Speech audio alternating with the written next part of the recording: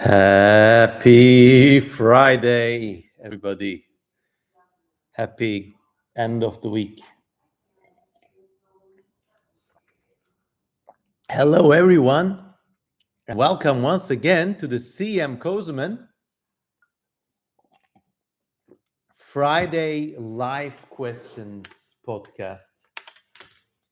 I just make up these names on the fly, unless they're like extremely topical on rare occasions. But I just make those names up. How are you, everybody? Let's give everybody some time to percolate and arrive while I just take care of this and head out for a little bio break. Please call everybody you know on Discord or WhatsApp or whatever you kids are using these days. Hello, Cauliflower. Hello, Krista. Hello, everybody. 10 people in. What a nice evening. Opa. 13 people in. Wow, okay. I'm just going to give this like 2 minutes so everybody visits. And yes, the intro image was a mosasaur skull. So why don't you just feast your eyes on these pictures, which I've been creating.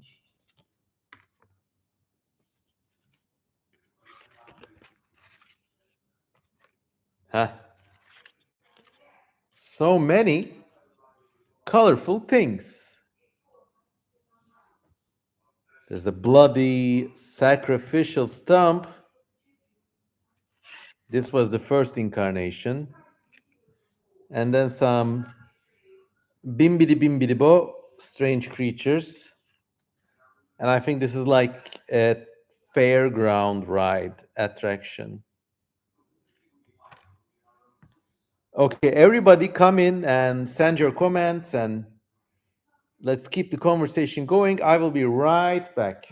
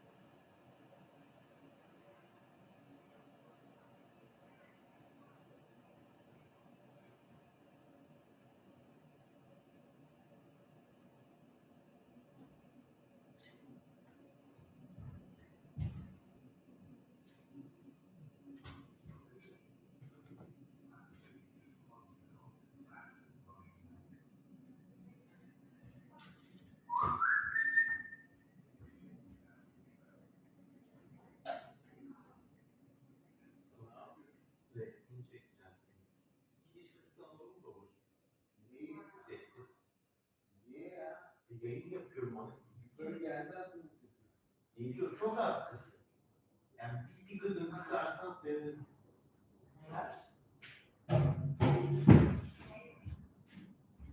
Teşekkür ederim.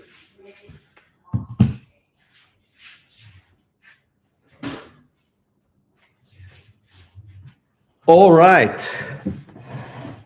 Wow. Comments are coming in. Well, I'm so blessed. And 15 people in the chat. It's mostly the usual suspects, but I'm really happy and blessed to have you all here, including all you lurkers. I know what to do when I find you.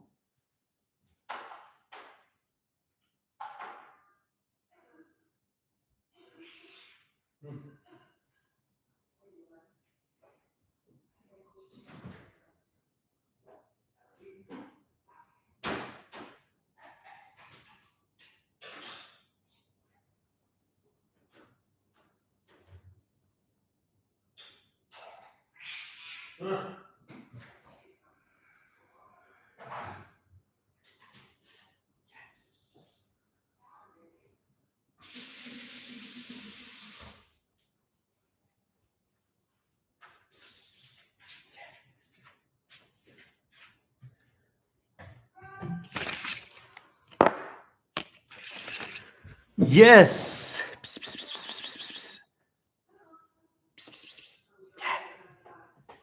Yeah. Yeah. All right. The stream will officially begin when anneannem finishes her dinner. Look. Hepsini yiyor anneannem. Anneannem, this cat has been with our family for 16 years. Look at this. Hepsini yiyor anneannem. Anneannem çok yiyor. Anneannem kafası beyin. Oh.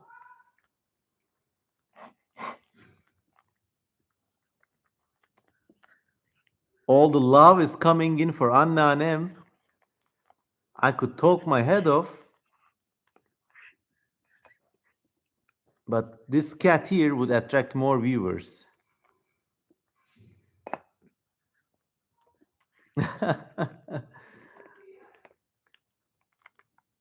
Jacob Eisley, first time here. Thank you.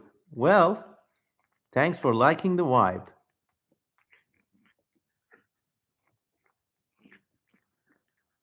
Do you hear the cat's ASMR sounds as she eats, or is that audible only to me?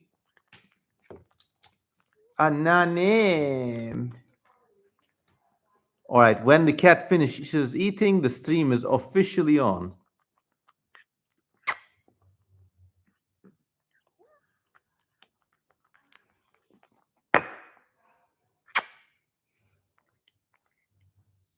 Everybody liked it. Everybody heard.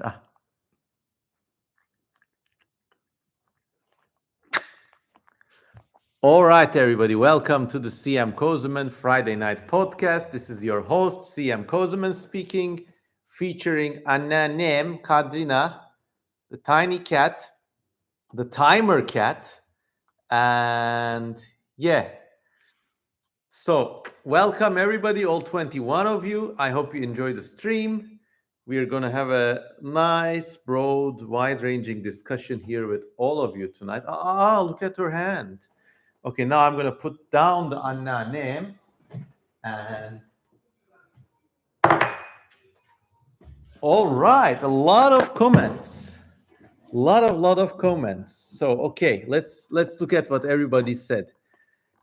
Hello. Is the middle picture a temptor? Probably not. Looks like an eagle to me. You're talking about this painting, and well, I've just been painting it, prompted by an online fan. Yes. Noah Turner asks, guys, what muscle group should I work out during this stream? I don't know. I've never worked out. God has given me this svelte body. And, well, but I think when I work my legs, when I run and work my legs, it feels great. So maybe that could be my tiny contribution to your question. I hope you pump it good and stay healthy and fresh. Thomas Trimpel says, hello, Senor Kozaman. Good afternoon. Hit the flutes. That means the glutes. Yes. Oh, wait. Cauliflower was in Ankara visiting my most recent exhibit. I hope you had a good time there. And he apparently met a like-minded friend. Well, I mean, I'm just bringing people together. Krista says, so adorable, probably to Annanem the cat. Everybody heard the cat's ASMR sounds. Bob Neiman says, if you get the chance, eat eels. They are so good, even better with seaweed salad. I agree. It's something I like to try.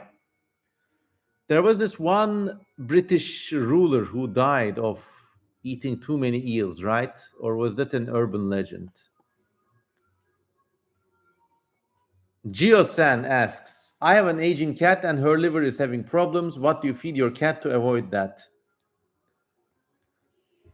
This cat actually is taken care of by my parents.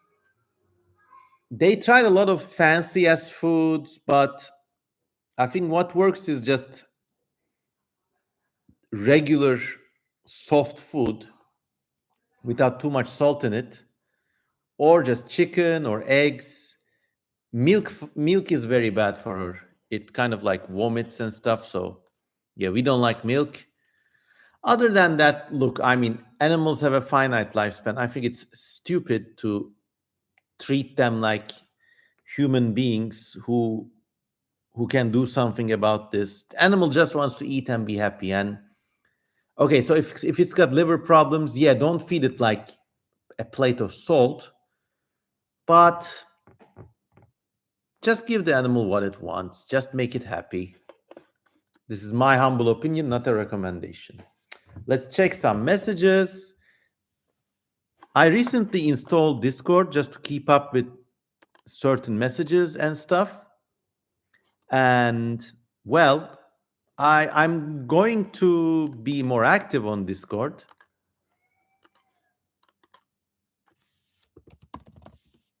So maybe you can catch me there. But that being said, Discord is extremely complicated for an aging millennial like myself. So forgive me if I don't see your messages. The best way to get in touch with me is always email from my website, cmkozuman.com.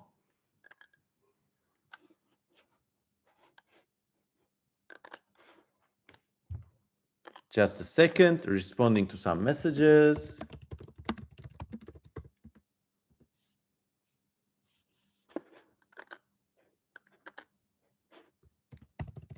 Responding to some messages.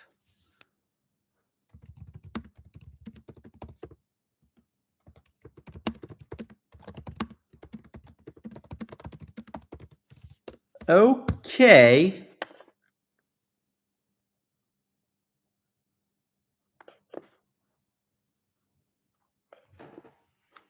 Lavakaki says, hello, I hope you're having a nice evening so far. Just a random question. Do you happen to know a manga or an anime called Maiden Abyss? Unfortunately not. Bob Newman says they found an old pug who told them this ball was so the pug was around when the world was a ball of fire. Okay, so pug was there and the world formed below him somehow. Jacob Eisler says, what's the progress on the All Tomorrow's rewrite? Subscribe to me on Patreon to find out. Just today, actually, I posted a picture of the upgraded modular people. So it's going to be lovely.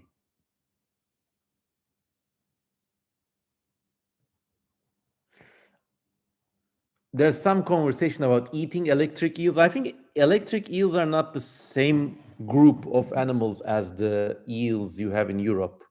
So the eels you have in Europe, they breed somewhere in the Atlantic. Nobody knows where they go. Then they migrate. And if you fish them unsustainably, yeah, that's dangerous. The electric eel, on the other hand, is actually a very different freshwater gymnotiform fish. It's related to those like weird glassfish or catfish like things. It's not a true eel in that sense. And yeah, it does have electric organs and does make electricity. It may taste good, but I think it's just too noble an animal to eat. I don't know. Unclear Rain is getting more excited for the All Tomorrow's rewrite. Well, look, everybody. Here I am. Anneannem has some cat food. I got watercolor costs. I got tea and coffee costs. Plus, actually, Daddy Kozman is working 2 day jobs to support his dangerous YouTube habit. So if you feel charitable, please consider supporting me on Buy Me a Coffee. If you're on Patreon already, go to Buy Me a Coffee. Buy me a coffee. It really matters. And actually, if you go to Buy Me a Coffee, you get to see a secret gallery of art that nobody else gets to see.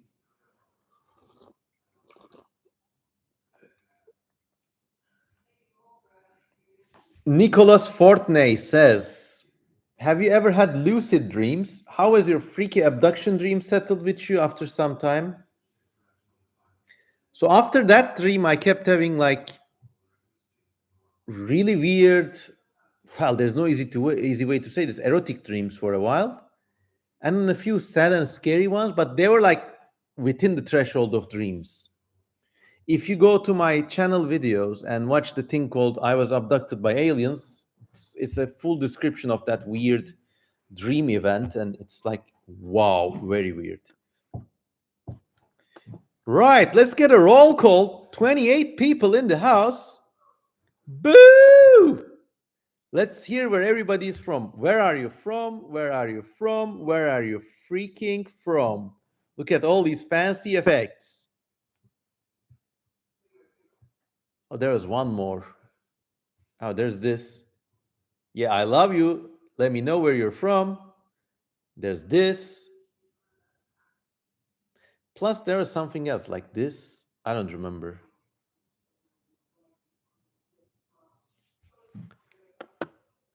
All right. Krista from Oregon, US.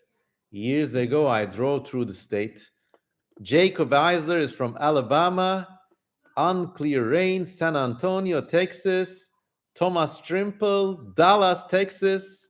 Benny is from Germany. When this happens, I'm always reminded of this one Limp Bizkit song where he like in a nice melody, he says like Jacksonville, Tennessee, Albany, somewhere, like he mentions all the flyover states, and the idea of the song is like, you know, the flyover states is actually where the life is or something.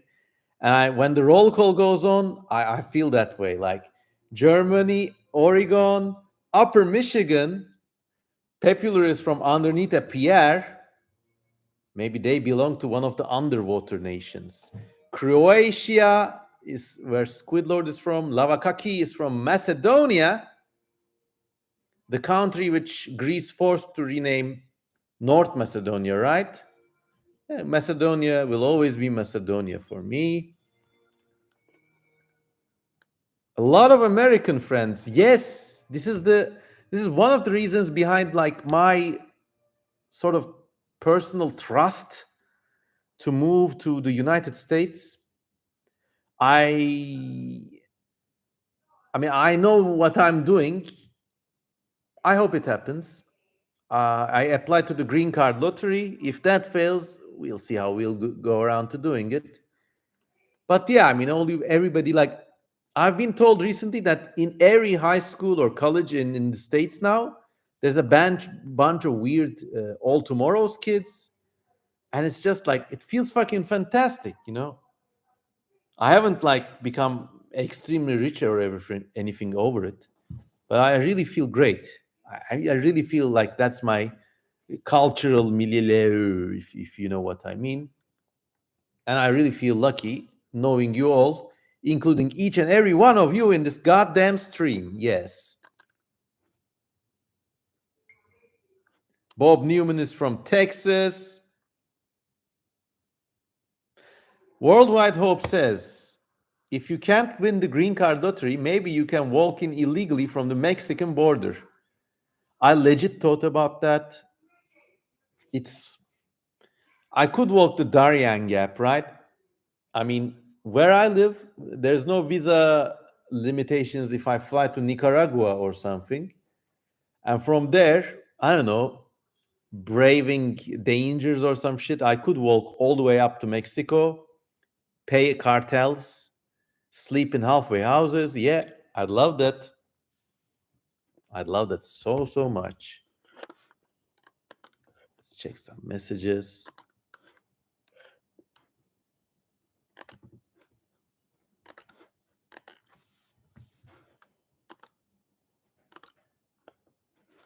All right. So, yeah, as this stream thing develops, maybe I'll be able to check messages from Discord, or apparently there are ways to stream from other platforms too. So we'll see how that goes. Cauliflower says, can you recommend me places to visit in Ankara, which is the Turkish capital? Yes, please visit the Museum of Anatolian Civilizations, which is a great archaeology museum. It's like almost as rich as the British Museum. It's got some amazing artifacts, and like give yourself at least 2 hours there. Then I could recommend the nearby, actually it's very close, Resim Heykel Müzesi, which is the State Museum of Sculpture and Painting. Some amazing artworks there. You have to see it. And the building is an architectural wonder. So those two. You could also go see the Natural History Museum, the MTA something something museum. Also, I would say go to Kulu Park and walk all the way down Tunalı Avenue. That's like the main high street. All the way down to Kızılay. It's a trip. I really love it. There are lots of cafes, restaurants. If you find somewhere you like, go there and like have a coffee, chill. Apparently, Noah Turner is doing hip thrusts and they aren't bad. It's even better when you're trusting into somebody.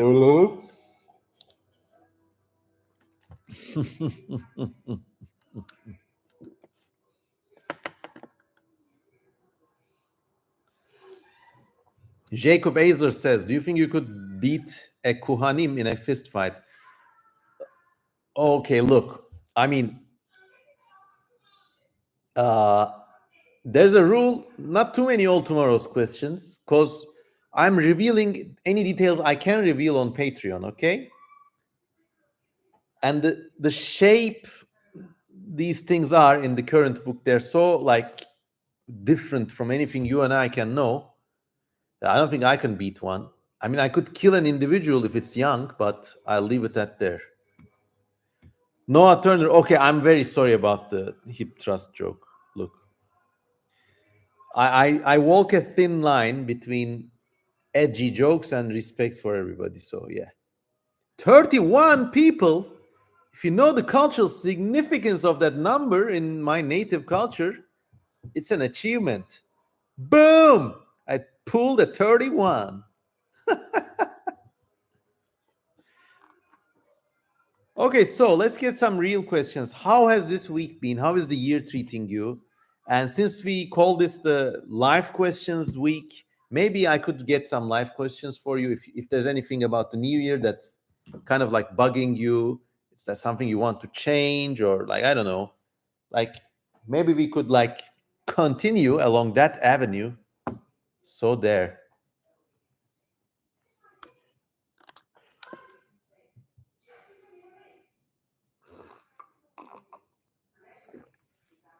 31 people, yippee. KS is late. Hello.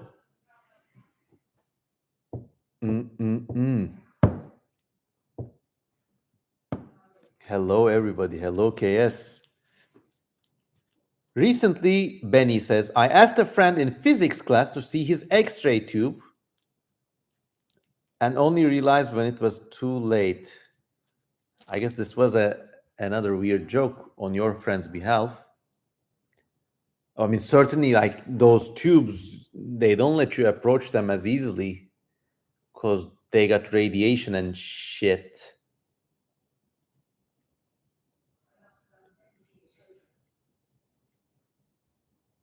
Blake Richardson says, hello, milady. Cass is, hello, all the way from Bethlehem, Pennsylvania.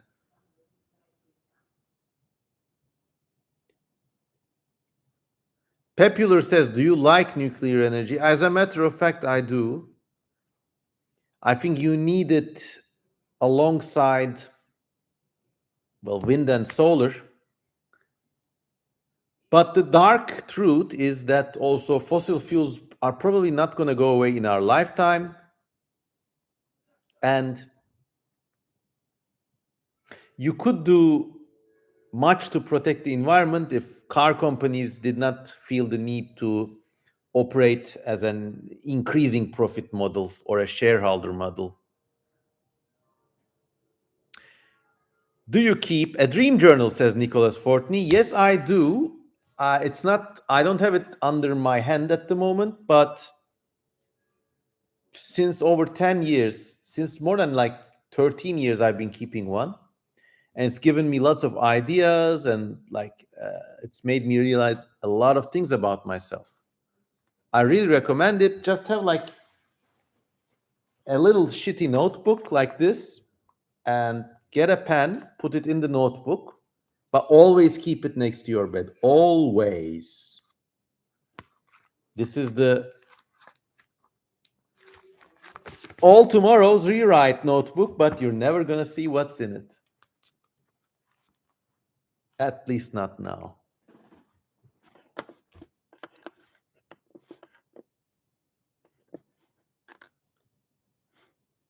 We got a message from Twitter.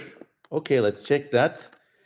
And Milady class, is it okay if I ask questions about serious or geopolitical topics? Yes, it's what I want. Yes, get serious, get political. If it's an issue I don't want to talk about, I'll let you know. But yeah, get them all in there. KS says he just edged us all.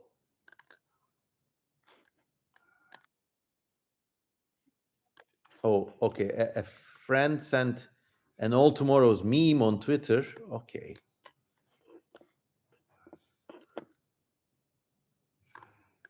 Lavakaki says, can you imagine an art piece before creating it? I like seeing an image in your head, or do you just go with the flow? It works both ways. So when I am working on like a more realistic creature,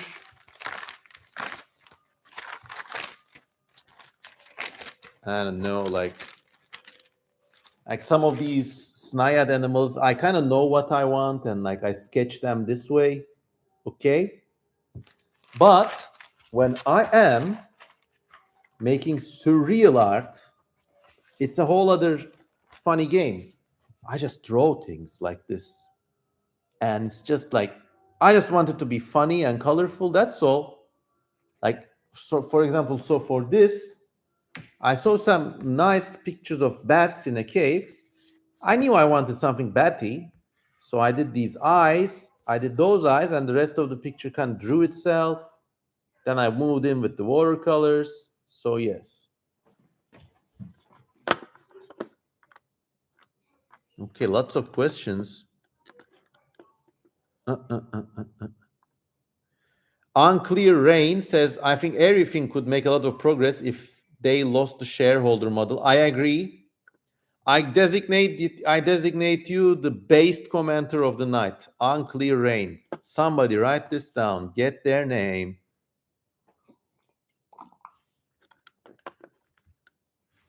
Oh no. Okay. Thomas Schrimpel says, how do you personally deal with grief? I lost a close family member this month and it's really been getting me down. First of all, my condolences, and I'm really sorry for your grief.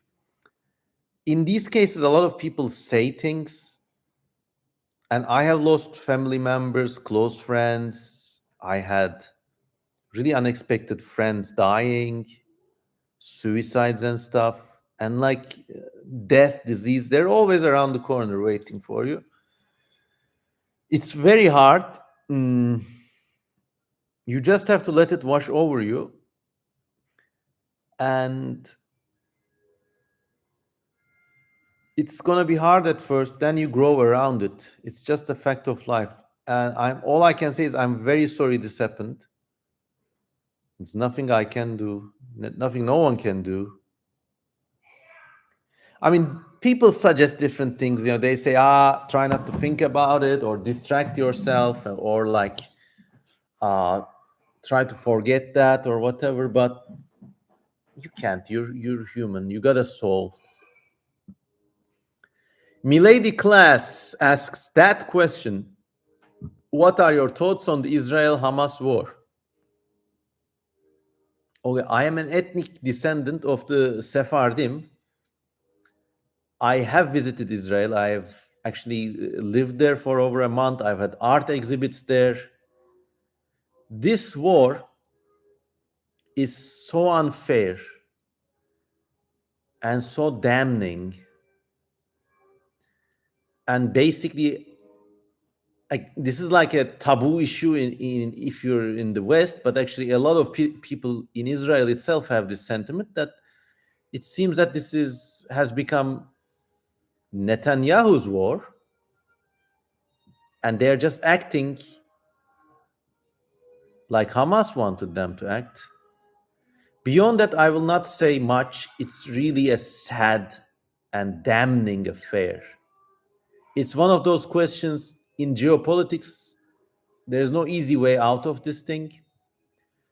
What I've been noticing about this war, instead of commenting about it directly, is how it has put Jewish people in a compromised position all around the world, especially the developed world.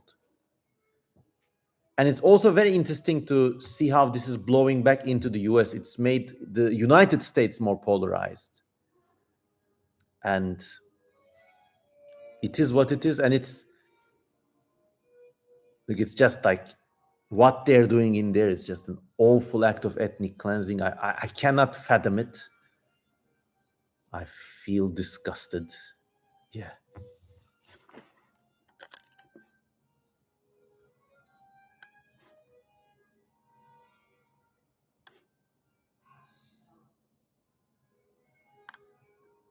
Milady Class says, yup. Okay. Bob Newman says, sorry I keep bringing up food, but why do dumplings taste the best when they're made from pork and not beef or chimkin? Well, maybe because it seems that dumplings originated as an Asian dish and the original OG ingredient was pork. So there.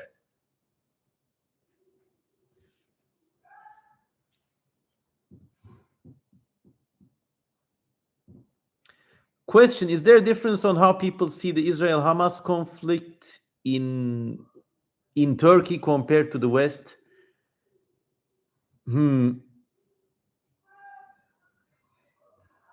It's pretty similar, but actually in Turkey, it's more calm, strangely enough. Like when the conflict first started, it was like wild. There were boycotts and like demonstrations all over the place. But now it's kind of like everybody living in Turkey is focused on basically the war to stay alive because the economy is really doing awful. And that seems to have taken a backseat in the agenda, global agenda. Squidlord says, do dreams ever give you names? Yes. Actually, if you go to my website, cmkozman.com/names.html, you will see a list of cool names I just make up. Actually, I have a notebook full of them. Wait.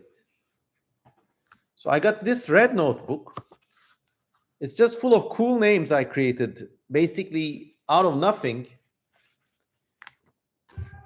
They're kind of like sort of related. So some of these come to me in dreams, like 1 out of 10 maybe. Others I just create because I like the sound of it. And there's no meaning here. It's just the sound of the name. So you got names like Latlit or Mesmorant or Sigmective or Agamifer or Aspedor and Peridor. Those two came to me in a dream, by the way. There were two things. I don't remember what they were, but they were called Aspedor and Pelidor.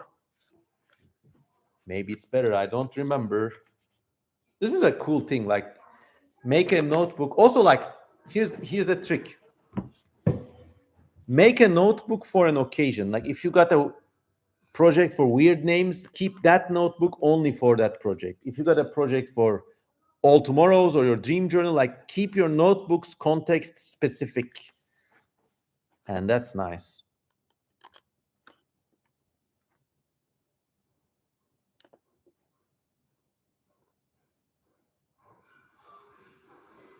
Wait, let's get some more comment readings and check some messages.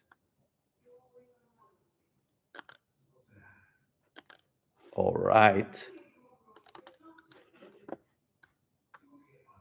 So yeah, cmkozeman.com/names. Wait, I'll just write it down for you.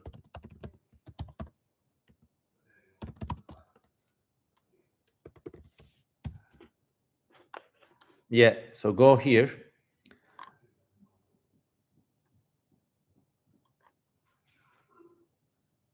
Unclear Rain says everything seems to be a method for polarization nowadays in the US. If not a method or a cause, it gets tiring. Yes, because look, United States, like every other country, they're also feeling the economic crush. When the future is bleak, people need an enemy, real or imagined. They need somebody to take it out on. And I have a different theory on all of this. Like all the shit we're seeing, partially, I think it's the result of the boomer generation basically being completely unable to manage the affairs of the world. And me and you guys and all the generations that come after us, they're going to pay the price. If you get to the root of it, it's two things. One, it's the it's the new technologies that make these things possible. I always think that technology is like a great driver behind everything in the world. Like, I mean, QAnon or maybe the January 6th riots, they would not have been easy to organize without the internet. Going back, even things like the ISIS movement, whatever that was in the Middle East, that also would not have spread as widely without the internet. So communications technologies, their social technologies, they also help. It works the other way through too. Like now with digital technology, you actually can manage enormous organizations. You can like send an email to 20,000 people. You can fire 10,000 people in one go. It's like really a catalyst for the magnitude of change and the magnitude of unexpected events that happen. Then, second to that, I think is the boomer generation's incredible selfishness and complete inability to rule the world. They have mistaken mm, they have mistaken the hand pointing at the thing for the thing. They're overtly focused on managerial facts, statistics, and they ignore the world falling apart around them. They're extremely selfish, extremely, to the point that some of them are like that Kronos thing, eating their own kids. Motherfuckers got two houses and shit. Their kids are starving out there. I mean, what the fuck?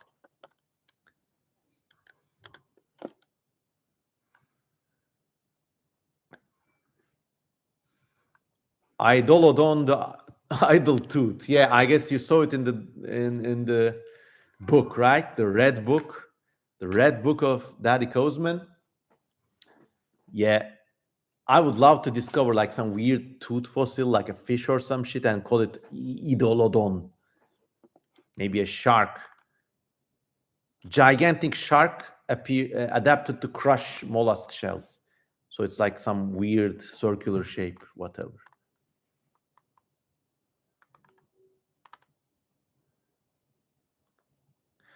Squidlord says, I got a name in my dream last night. It was some guy called Paul Sevgamor. I have to Google this. Nothing. But, Squidlord, thanks to you, the name Sevgamor is going into the book. Wait.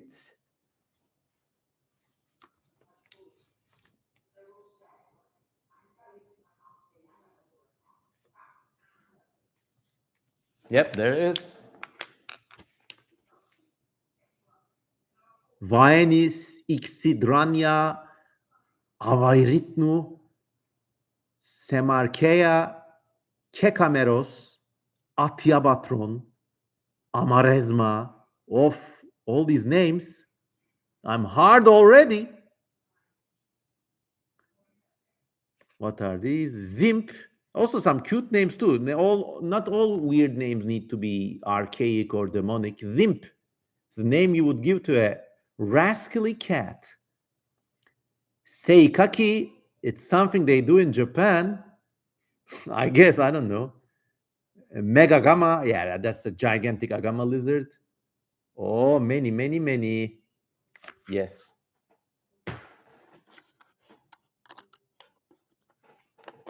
32 people in the house. Amazing. HJK12 says, greetings, Koza Daddy. Greetings, child.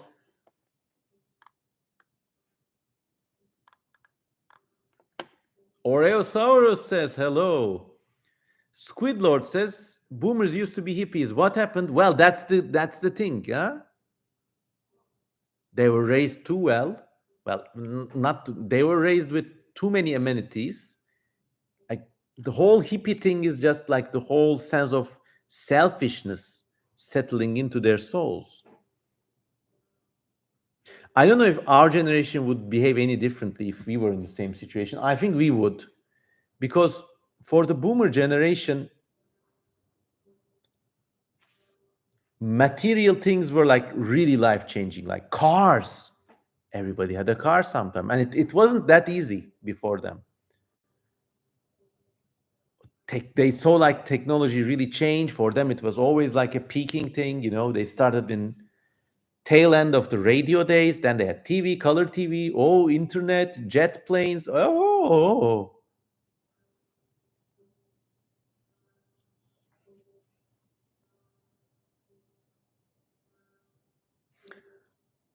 Worldwide Hope says, what I don't like about the response to the Israel Hamas war is the outburst of anti Semitism.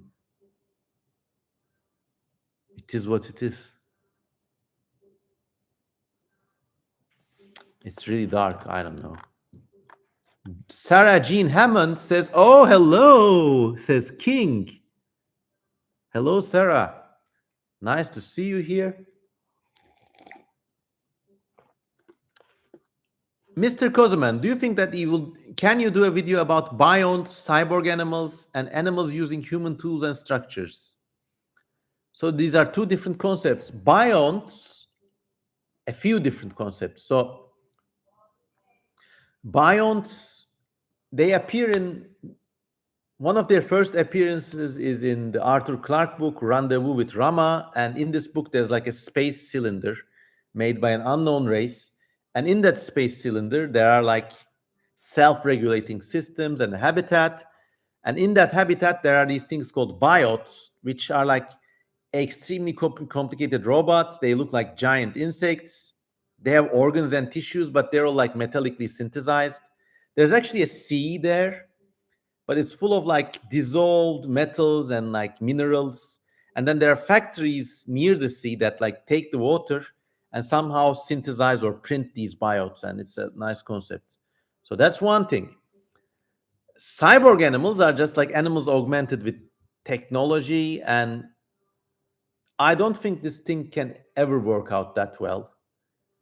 Unless you consider things like basically a dog with its rear legs on a wheel, a cyborg, then it can work. But the whole thing with like an animal or a human with like with a machine in its head, and it's like, no, the mind machine interface still hasn't been perfected, contrary to what Elon Musk wants you to believe with like that Neuralink bullshit he's pulling. And yeah,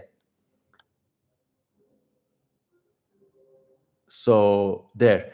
Plus, you mentioned this other thing, animals using human tools and structures. That's already happening. Go to any summer place in the Mediterranean. There are these bricks in the walls, and the bricks have these like holes in them to make them light. In the Mediterranean world, always if there's an exposed walls, these holes are full of lizards or sometimes birds nest in them or rats. Like, so that's a case of animals using human structures. Birds nest on towers and minarets and ruins. It's really nice, actually. Something created for a totally different, perhaps even unimaginable purpose, being used for more homely daily life stuff by other things. So yes. Unclear Rain says, Mr. Kozman, have you ever played Spore? Oh, yes. Actually, it was one of the last video games I played along with Little Big Planet.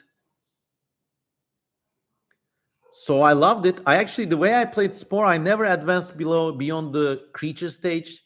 I never went and played that whole civilization game because it was just like after the creature stage, it turns into a bullshit real-time strategy clone.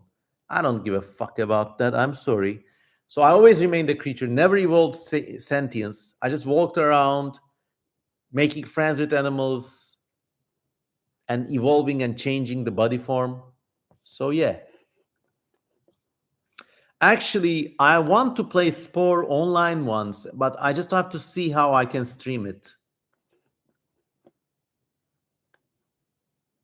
Noah Turner says, have you read John Scalzi's Old Man's War? They have this advanced brain pal, which is essentially an advanced Neuralink. So they have this thing in their brain, so it's like their like second voice in their heads.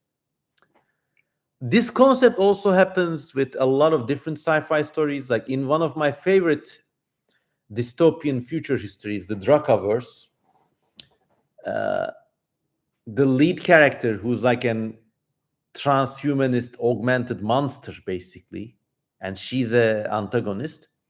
She has something called like a nanocomputer embedded in her jawbone, actually.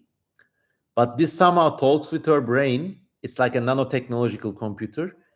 And then, like, so when this character is like walking around, or like, so she's walking on the street and like somebody comes trying to shoot her or with a knife, and then the nanocomputer says like, enemy detected, bladed weapon, blah blah. So it's like that. And the way it's written in the book was really cute. So everything the Neuralink says to the character is written in small caps only and in italics. And it's a really cute way to narrate this thing. I don't think it's going to be possible, though, the way we understand it. I mean, it's just easier to have a smartphone or even something in your glasses that just like give you information. It's just easier to use that. You don't fucking need something in your brain. And imagine how many mental problems we have with everything this day and age, and you think that's not going to be without its fucking problems? Get out of here. The only use I see for mind machine interfaces for very limited cases where maybe it may help blind people see or like paralyzed people move around, then yeah. For other purposes, maybe if you tried hard and if you were ruthless enough, something like that is possible, but you just don't need that. Something like a smartphone already works like an AI embedded in your brain. So imagine something like ChatGPT, only more advanced, with a like smarter interface, maybe arranged in your glasses or a lens or an earpiece or something. I mean, you don't even, because it's like got AI, basically you're like walking on a road and you just whisper like, ah, coffee shop. And then the thing says, oh, the next coffee shop, just turn around the corner. Okay. That's it.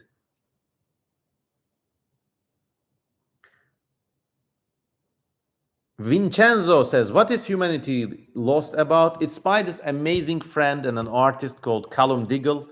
And it's like an ultra dystopian future history. You just have to read it. Callum is an amazing artist, like amazing artist. So go subscribe to his Patreon. And apparently one of you guys is subscribing only to me and Callum up there. So thank you so much. Squidlord says, I wouldn't put anything in my brain, especially not something from Elon Musk. Don't put something in your brain if it's for shareholder value. If it's going to make other people rich, if it makes the line go up for some fucked up company or some shit, why? You are the product, my friend.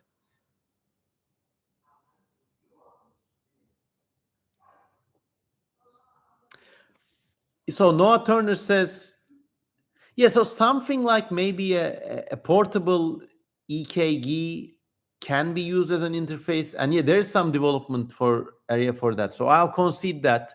You just don't need wires in your brain, I think. Marshmallow Monster says, have you seen the Foundation TV series? No, but I have the Foundation books. I need to start reading them. But currently I'm reading, oh fuck, okay. Let's, Minady Cass says, did you see my previous message? Can you just write that again? Oh, wait. I'll show you what I'm reading and I'll rant about it. So I found this great book called The Star Thrower by Lauren Eisley, who is like a sort of very famous American nature writer or a nature philosopher. Okay? Wow. All right. I found this in a secondhand bookshop in Ankara the other week, and I just bought it on the spot because this has like meditations about nature and life and the complexity of life. Now, imagine my disappointment. This guy was very famous, by the way, back in the day. So this book is from, wait. This book is from 1978. Okay, it's a, I don't know how this got to Ankara, by the way, but so it's like the kind of like tail end of the, it's like it mixes this Age of Aquarius with trappings of like the previous vein of American nature writing, like Walden or something like that. So I was really excited. I started reading it, and it really devolved, for me at least, it devolved into a hate read really quickly, because just look at how this guy writes. And also, let this be my lesson. If you're writing anything, if you're like writing a college essay, heck, if you're even like sexting with your girlfriend or whatever, don't write like this. W.H. Auden is a good guy, and he wrote the introduction, but this is Lauren Eisley. So look at how this person writes. So wait, so this, he's like in a fog or something. These are like his recollections in nature, like memories.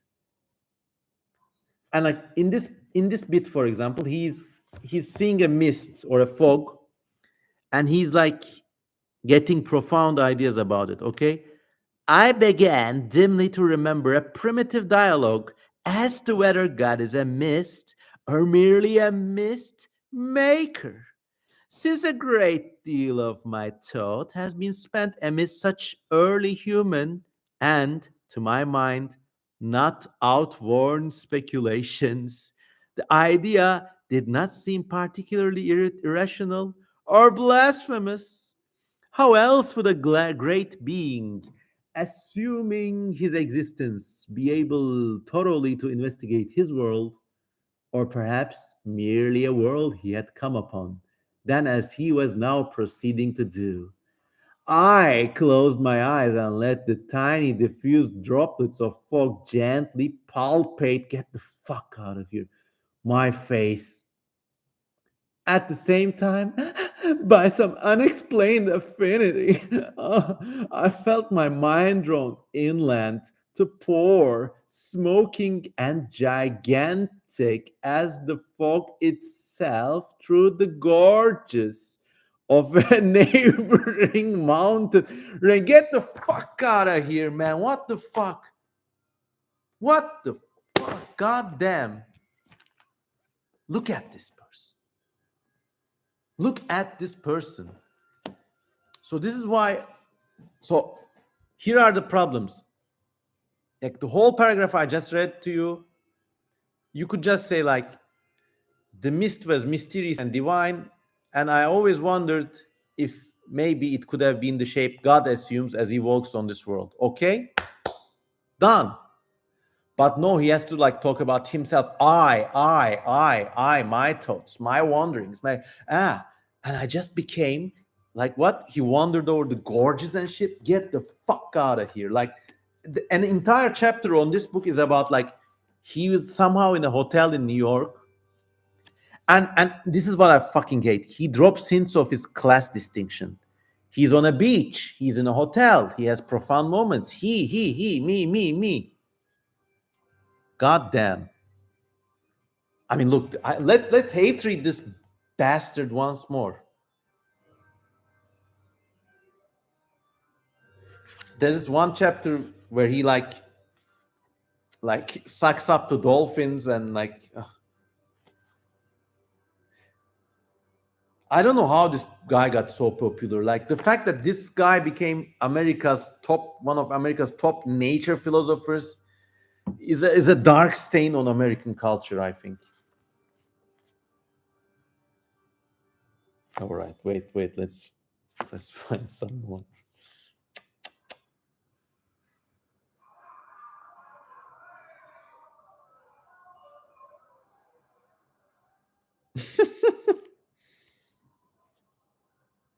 All right, are you ready for this? I'm really sorry to be doing this to you.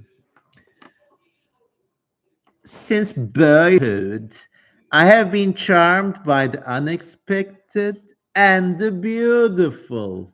Wow, the beautiful things charm you. What the fuck?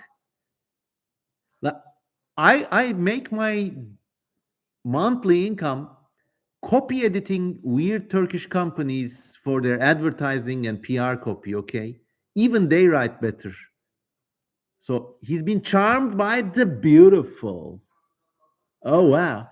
This was what had led me originally into science, but now I felt instinctively that something more was needed. Though what I needed verged on a miracle. Oh, are you not mysterious? Wow. What does this guy need? As a scientist, I do not believe in miracles, though I willingly granted the word broad latitudes of definition. My whole life has been unconsciously a search for cock, I believe. Look at you, motherfucker. And the search had not been restricted to the bones and stones of my visible profession. Moreover, my age could allow me fully, indeed, fag. Indeed, as it demanded a boldness that the young frequently can. So he says, I'm old, I'm rich, I'm mysterious and edgy. Get the fuck out of here. Like, goddamn. KS says, die. Yes. I mean, look, probably maybe he's a nice person, but like, this text needs to die. Western individualism, Mikin, you hit the nail straight on the head. You hit the nail straight on the head. It's a plague. To this day, I believe like this is why still the British are the best writers, because like even when like the haughtiest British nobleman or lord somebody writes about, I don't know, life in the Aegean or something, he talks about the people there like the word I or we, they never use it. But these Americans, I went there and had this profound experience. I mean, like, get the fuck out of here. KS says, this is great. We need more book shit talking. Well, maybe I'll turn this into a whole episode. I have this rule. I don't leave a book. No matter how bad it is, I never leave it. But yeah.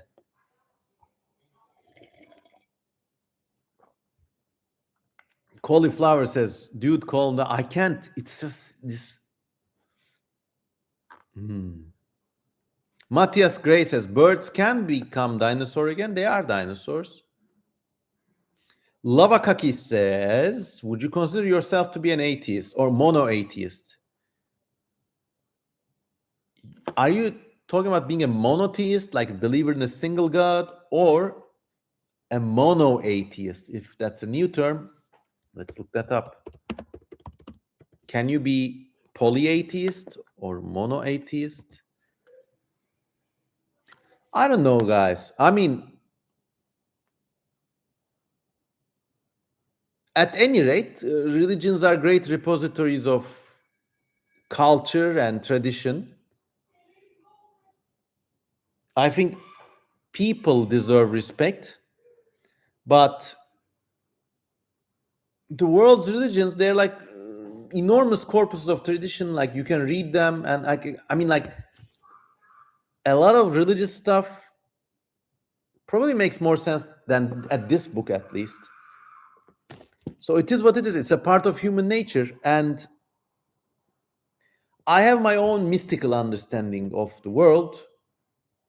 Sometimes I read religious scriptures and like I see echoes of that there, but maybe it's something everybody feels. So I'm not a edgy Reddit atheist or one of those science is the only way to know you all types. But this being said, I have also seen throughout my life, over and over, in different forms, religion being used to cover the worst individual crimes against people. It's used to silence people. It's used to sweep all kinds of dark stuff under the rug. So maybe respect the theory, hate the practice. I don't know. At the end of the day, if somebody comes up to me and says, I'm religious, I believe in this, okay, okay.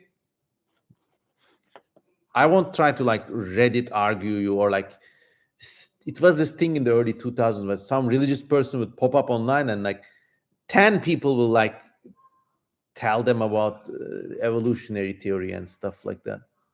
And they all spoke like this too. Huh? If there's a traditional backlash, secular people mostly have to blame themselves in any culture.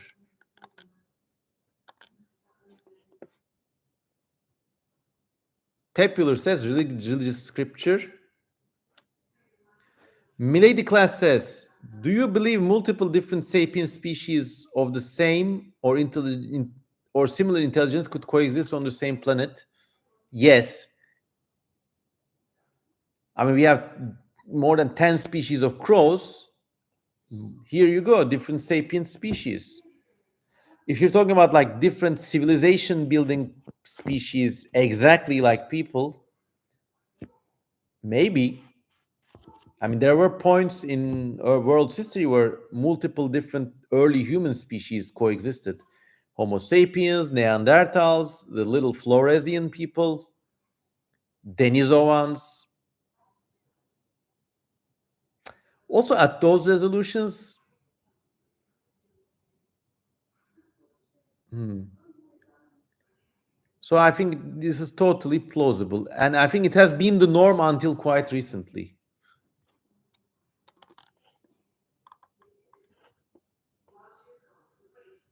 Caden Slinker says, I am Christian and I hate that people use religion as an excuse to commit horrible crimes. Based, and thank you for coming forward with this. You see, that's like in any community, that's what like being a Reddit atheist loses you. Like you cast people out, but actually those people have come to you to like interact with you or maybe have a good time or learn something from you. So why be an asshole? I don't know.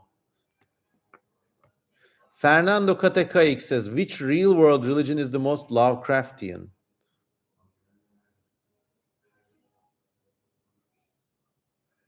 Hmm. Probably the modern world religions, like post-industrial religions. I'm talking about like communism or fascism or shareholder capitalism. They're completely irrational. Like in ancient Greece and Rome, you used to have like Temple of Minerva or Temple of Athena or Temple of what was it in Baalbek? What was it dedicated to? Wait, Temple of Jupiter or Temple of Bacchus. Yeah. So these temples were like houses in which these gods lived, supposedly, but they were also institutions. In the big temple of Baalbek in present day Lebanon, there used to be an institution called temple prostitution. And it was this kind of like weird debutante ball like thing where like daughters of all noble families would somehow like get their first sexual experience as well prostitutes, but I guess it was slightly different from like your regular run of the mill prostitutes. But this thing happened. Also, in these temples, there were sacrifices, and temples collected tax in some times. In fact, there's like a distinct transition from late antiquity temples that collected tax, and then the early church. The church also collected tithes or money somehow. So regardless of whether the god living in there was real, these temples had distinct effects on their respective societies. Now you go back to today, and people believe in something called companies.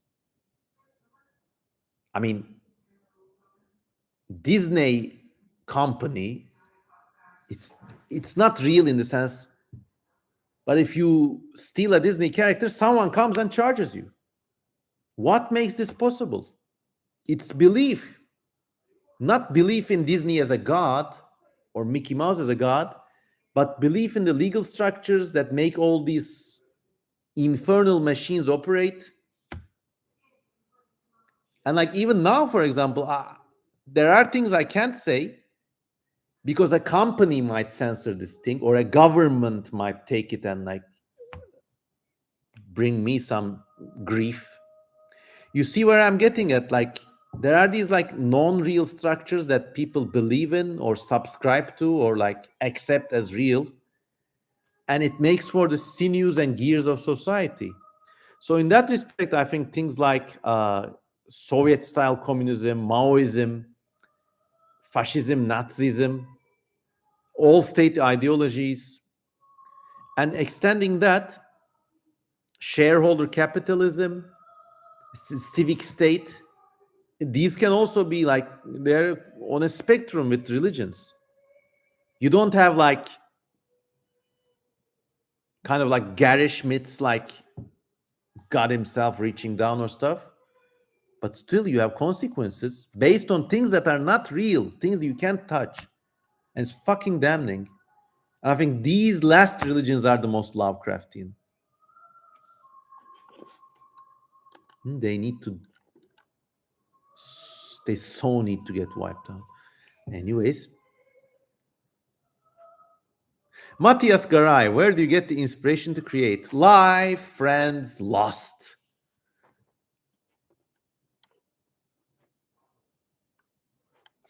Didn't you say you wouldn't make this channel about politics? Believe me, this is just like click, second level in a dial that goes to 10. Is there a difference between cults and religions, says Milady Class?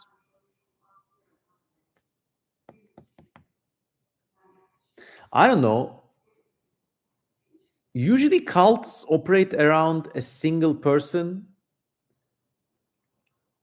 and usually they disperse when he or she dies. If they survive, they've taken the baby step on the way to being a religion.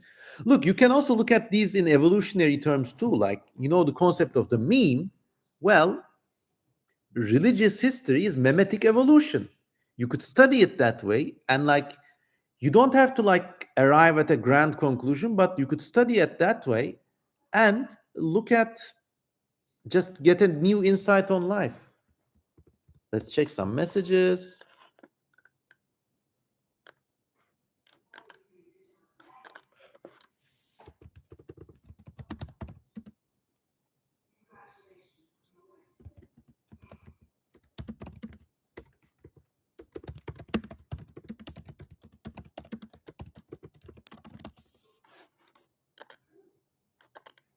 All right.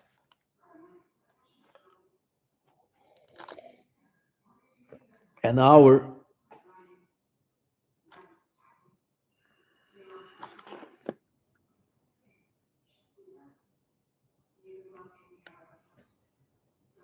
Milady Class says that's an interesting way of looking at it. Squidlord says, if I was religious, I would maybe go down with theistic satanism. Satanism. All Satan.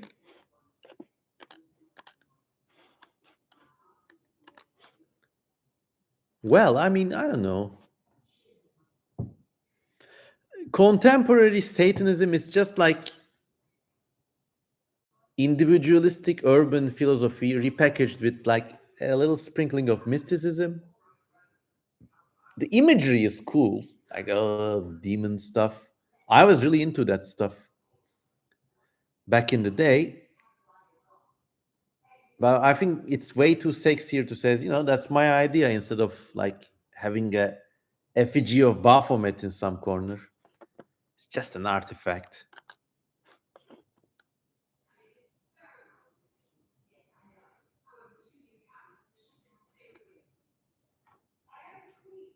Steve Mobcannon says, "Hey Kozaman, I asked before, but how do you think religion will evolve and change in the near or far future with new technological changes, or if humanity can visit different worlds?"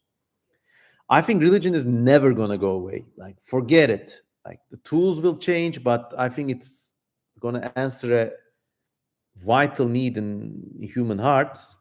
Also, it's going to be an integral component of state and social mechanisms. So it's never going to get away. If you're imagining religion in a different sci-fi setting, look at the technologies or settings available to those people. Imagine a world in which, like, there are these brain implants and now you can be telepathic. Also, know that, like, religions effectively, as technology develops, religions like inherit great communication networks. So, like, the Pope has a ready-made audience of over 1 billion Catholics. If he wants to, like, popularize or impress a policy decision, he can just give that message. It's power. So there, I mean, consider those things.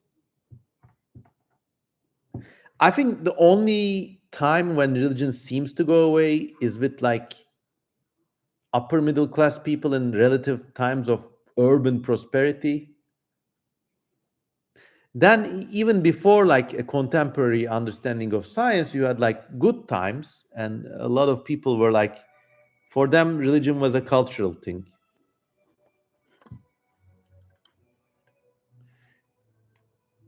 Caden Slinker says, "I just try to be nice to people. I hate people getting upset." Yes. Milady Class says, "What are your thoughts on tulpas?" Oop, wait. Something happened. Can you hear me? I hope I didn't blow up the stream. Please comment, somebody. Oh, okay. Okay, wait. Let's look at what a tulpa is.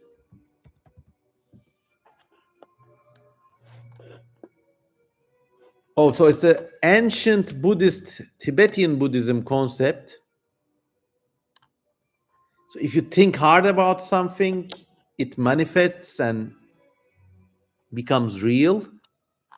Tulpamancers, you will an imaginary friends into existence. Wow. Tulpamancer.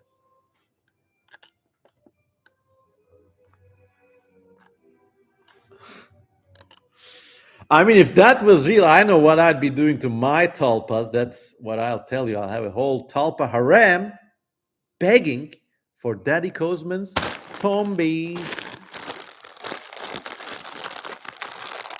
Have you seen this? It's an amazing Turkish snack.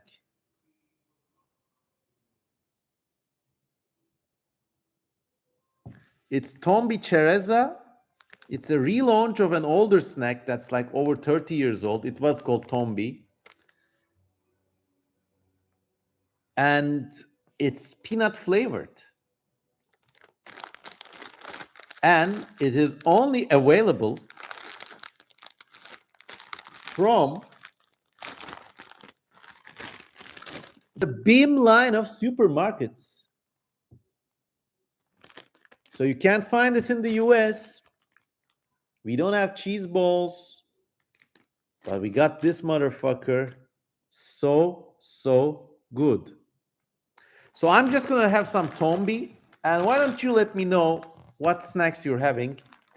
And if you joined in after our roll call, just let me know where you're from so I read those. Oh yeah.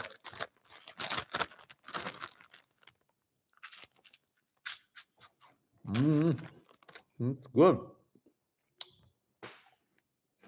Peanut flavored is the goat, says Worldwide Hope.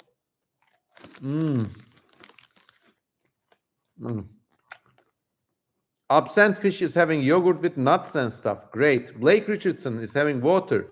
Tell me your snacks.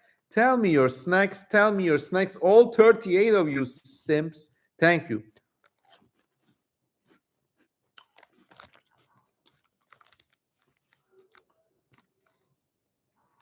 Lava Kakri says, enjoy the munchies. Thank you. Noah Turner says, shitty onion ring chips. That's my man. I love those shits. Funyuns of the best meal to have after hip thrusts. Benny says, I've just eaten an orange. Ornis is having a chocolate cake. Salty Shroom says, bros, who's a simp? Okay, you're all my bros, or like, nobody's a simp here. There's that sort of power relationship doesn't exist in the CM Cosman extended cinematic universe. Worldwide Hope is eating air. Fernando Katakayx is fasting. Well, Allah kabul etsin kardeşim. God accept your fast. Necron Tier, cool Warhammer name, is having sunflower seeds from Turkey.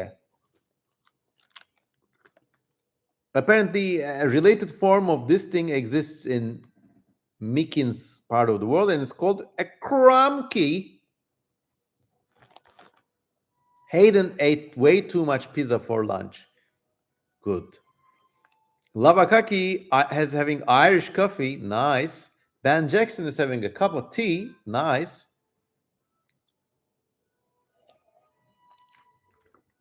Caden Slinker belongs to the Church of Jesus Christ of late Latter-day Saints based.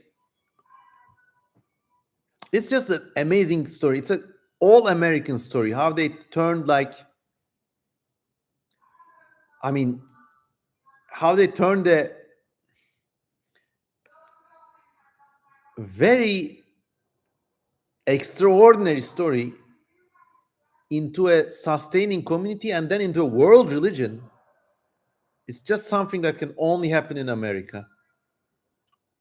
I really respect, I know a lot of Mormons, they're all very based people. Like, regardless of their beliefs or lifestyles, every Mormon I've met has been like really stand-up person, really like well-regulated, well-disciplined.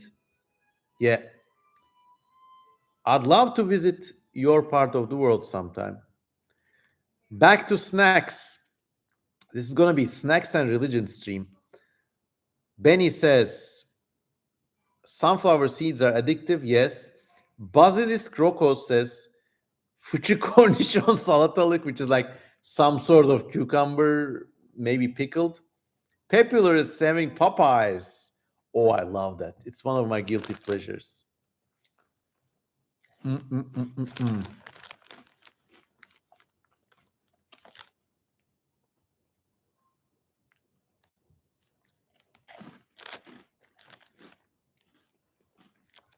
Lava Kaki says, what do you think about the feminist movement happening in America or all over the world? I think every woman needs to be able to earn their own livelihood. It's a very important thing. For generations, women were like basically chained to men, and like, even as a man, that's a better world to live in.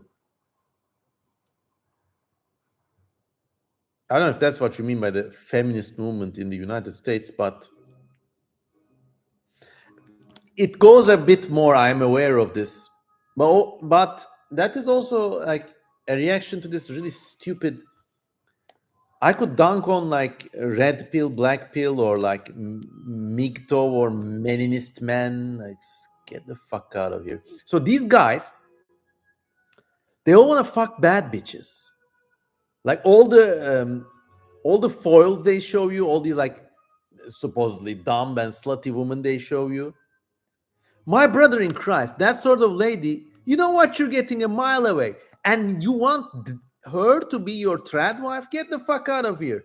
Plus, those assholes go out and like, oh, she's too heavy. Oh, she's a 5. I only fuck Hollywood 10s. Get the fuck out of here. You deserve to die alone like a pinned insect in a formaldehyde collection. Goddamn. You get to be the judge. You suffer the consequences. Nobody's telling you. Nobody's telling you to go out there and like, I don't know, like what's he trying to do? What are those assholes trying to do? They're gonna like, obviously there are a lot of like problematic people around. Yes, half of problematic people in the world are women because half of all people are women. So they find the most problematic and like dramatic examples and say, oh, they're never gonna, they're gonna be cat ladies. Huh? What are you gonna do, huh? Get the fuck out of here.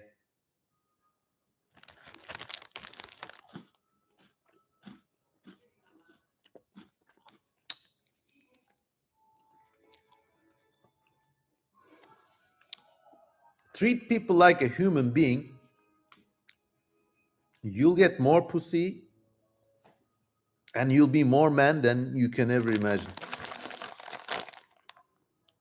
Also, to these like red pill assholes, I got so riled up now. You got me spilling my Tombi and shit. Look, these guys, it's amazingly like, it's unbelievably unfair. Like, so they want the woman to be like nice for him, make put on makeup, keep a thin waist and stuff. And the moment they raise a voice, or the moment they act a little sassy, is like, oh, how dare you? Like this motherfucker. Let him spend one day wearing makeup, picking dresses. They forced women throughout generations. They forced women to inhabit this like convoluted Byzantine world in which women are other women's worst enemies because they're all competing for these assholes. Then, oh my god, get the fuck out of here! You expect that person to put on this performative role, and then you complain like a little bitch. Anyways, I'm just so pulled. Unclear Rain says, preach. Milady Class says, even Boogie. Oh, that guy. I mean, there are like so many weird people like him. He's a sociopath. I watched that documentary. Let me give a little context. This guy, Boogie, whatever, 29, was an internet celebrity. He's like a stone cold loser. He goes on to these live streams. Somehow he's very popular. He begs for money. He buys a car, crashes it. He buys another car. He's got no financial discipline. Like, he's just a person that takes. And then he complains and whines about it like a little bitch. And then he was just going bankrupt and something. And somehow, there's a recent documentary about this guy's life. He loses everything. But like, I wish this guy was in Istanbul. I'd personally slap him around. So he finds this like poor 20-year-old, and he's like 48 or some shit. He finds like this like really like mentally scarred young girl, and like, I don't know. I hope he treats her right. Is all I'll say. Noah Turner says, Sarah Jean says, you're so real. Thank you. Noah Turner says, my father was a Mormon, and my grandfather still is. To me, it just seems kind of limiting. My grandfather is a little rocket scientist, but believes humankind started in Utah.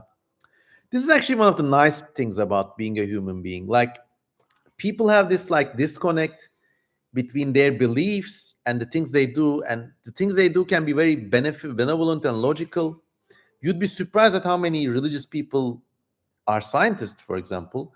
I used to think this was like hypocritical, but maybe that makes that sort of like little antimatter, like this mental antimatter trick, gives people energy. Blake Richardson says, oh, Steve Mobcannon says, my 4-year anniversary with my boyfriend. Congratulations. Congratulations, Steve. Many happy years.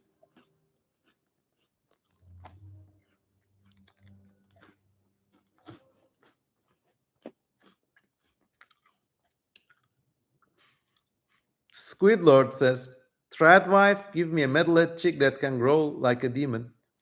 Hey, you could have a trad wife too. Like, all I'm saying is women don't come in these genres. Music comes in genres. They all blame women for, women can flip on a dime. Well, man, you're the one classifying them in genres. I mean, not you, by the way, Squidlord. Did you ever think why men don't have genres like that? Hmm? When you're a boy, you could wear a uniform. When you're a boy, other boys can check you out. You get a girl. These are your favorite things. Boys, da-na-na-na-na. This is a lovely song. Boys keep swinging.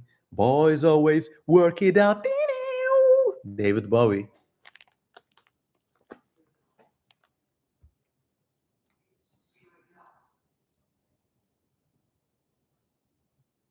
Caden Slinker says the sun is a deadly laser. I guess so. Wow. Noah Turner's grandfather helped create some of the first ICBMs.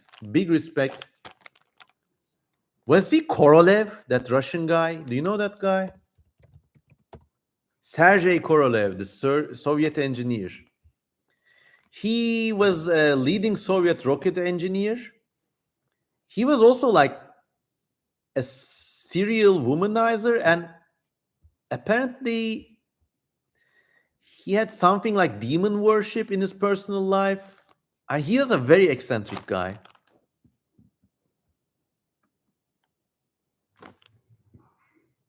Noah Turner says,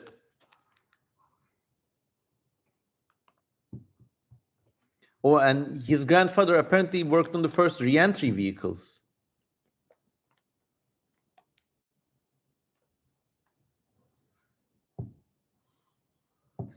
A lot of stay-at-home mothers from back in the day don't like the dolled-up bells these guys want. The average stay-at-home mother could probably throw them, yes. Spinosaur, merhaba Rabbi Kozaman. Hello, my good friend. I hope you're doing well. We haven't spoken in a bit. But yeah, I hope things are going well. Oh, recreational vehicles. Yeah, Aries. Wow, man. Really proud.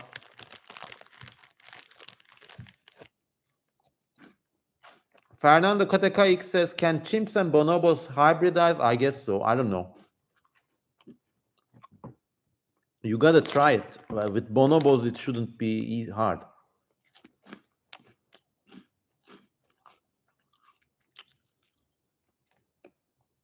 Thoughts on Milady Class says, thoughts on gay men and other LGBTQ men that are misogynistic. Well, I mean, look, I don't want to wade too much into that territory, but sometimes men become attracted to men because they suffer such traumas from women, usually their mothers, that they're filled with this intense hatred for women, and you can't blame them. It works the other way around too, like with lesbian or asexual women at the hand of terrible abusive father figures.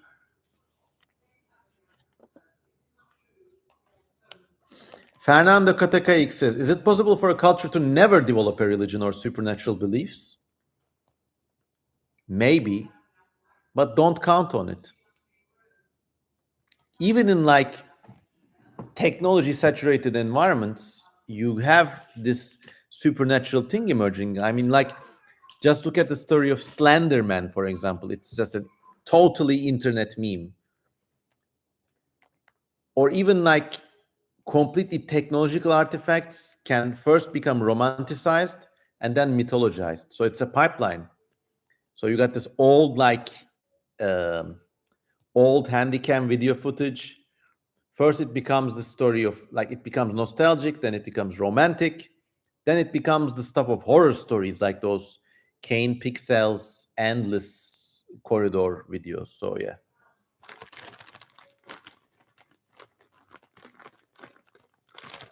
Nicholas Conradson says, Hello, Mr. Koziman. You're looking very handsome with your hair like this. Thanks, man. It's hard, but I make it work. Oh,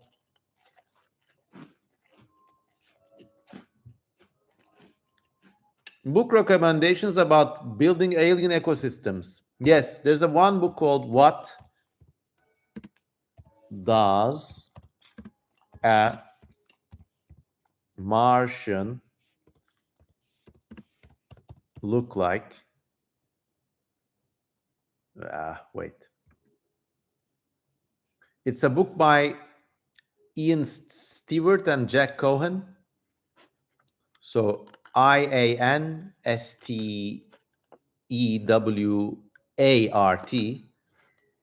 and, well, Jack Cohen with a C. Oh yeah.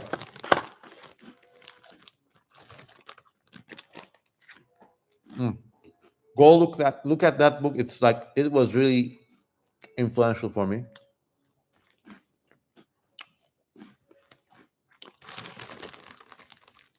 Have you heard of Wings of Redemption? Yes. I know all about the internet blood sports crowd, like Tonkaso, Mr. Medacur, uh, Keemstar, Baked Alaska, all those losers. I love listening to their shit. It's one of my guilty pleasures. I like junk food. I like junk podcasts.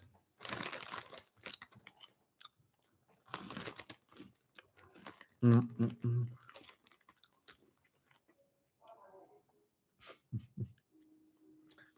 Sarah Jean says, "Do you know about EDP 445?" Wait, since my hands are greasy, I have to type with one hand. Okay, wait.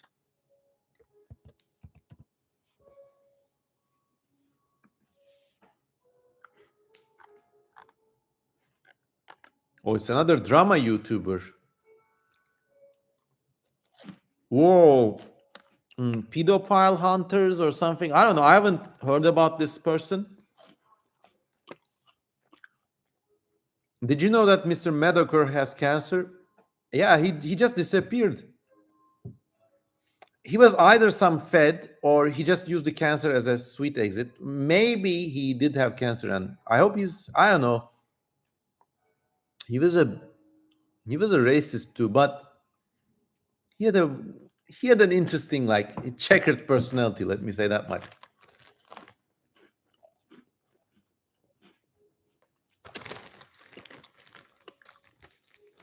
Mm-hmm. Hmm. Well, lots of questions. I need to stop eating this shit. Just wash my hands of the butterfinger. I'll be right back.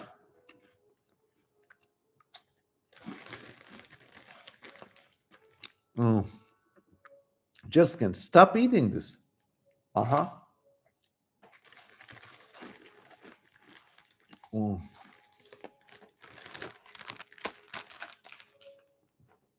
Mm. Last two. Well, I'll be right back. List your questions. I'll read them all.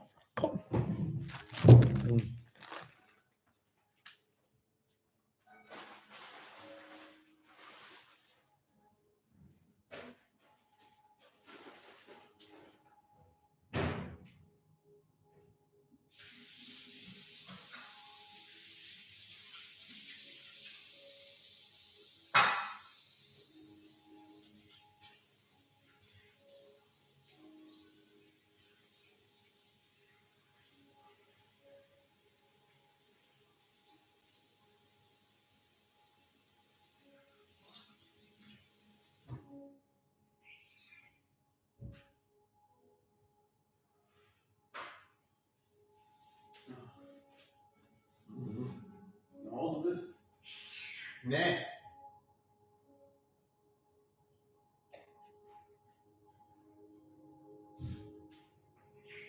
Oh.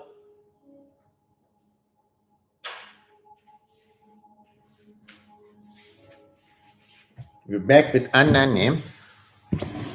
Anneannem. Gel. Elini ver. Elini ver de anneannem. Feminist. Look at this. Mwah. Oi.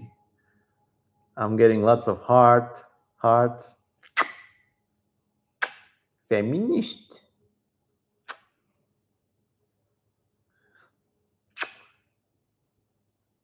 Ay canım.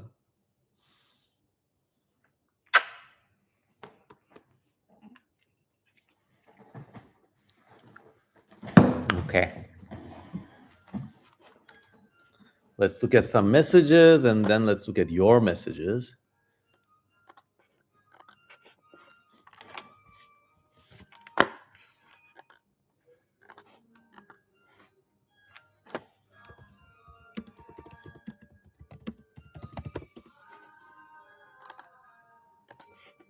All right.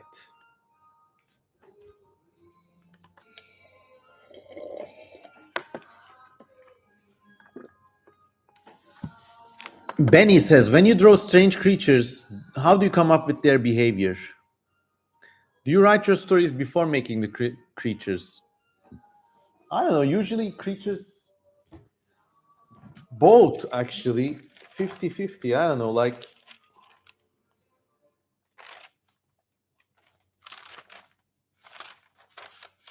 I mean, sometimes though the animal, like the shape comes first and then I invent a story. It's a very mixed bag. Like, I don't know, maybe I have a vision of like something that lives on top of a pillar. So there,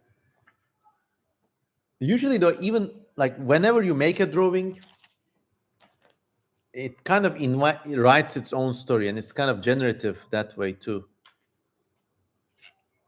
So yeah.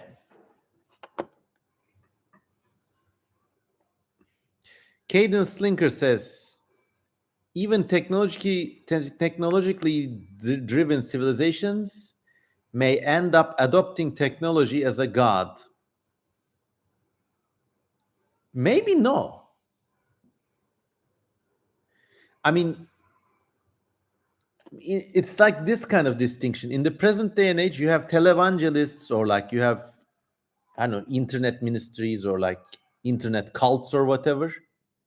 But those people don't worship the internet. They worship an agency that emanates through the internet. And the object of worship is still a human being or an idea. There's always been like in one of those Planet of the Apes movies, there was this like monkeys worshiping an atomic bomb, but in real life, people would be more likely to maybe worship a president that has used an atomic bomb somewhere, or a general or something.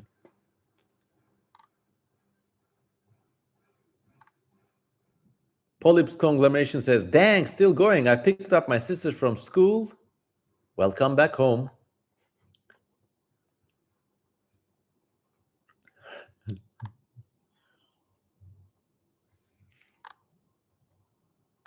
Oh, lots of comments tonight.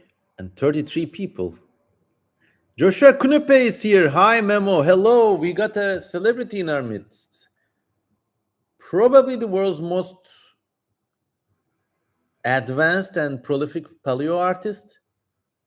Last week, he painted this speculative bat with long wings like a pterodactyl or a pteranodont. I fucking loved it. I'm honored to have you here. Caden Slinker says, I once owned a cat named Garfield. Great.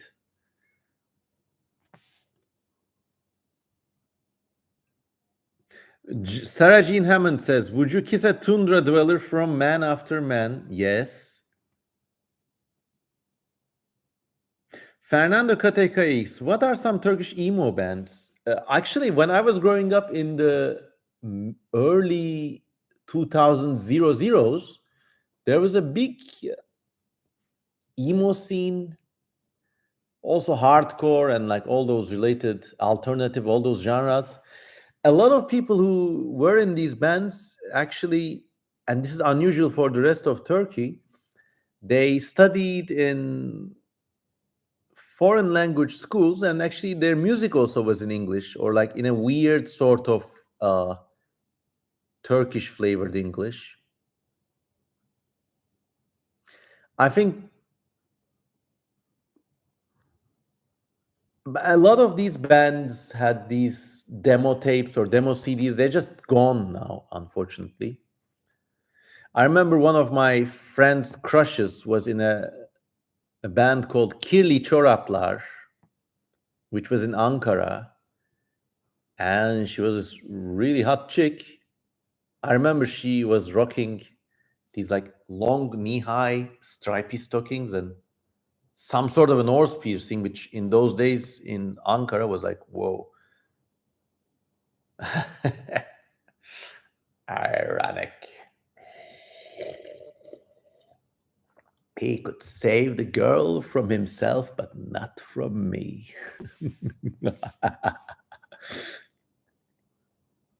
I don't know. I mean, a lot of stuff like that happened. It was a wild scene, and a few of this is ever documented. If you're looking for contemporary bands, actually try this band called Zakkum. That's Zakkum.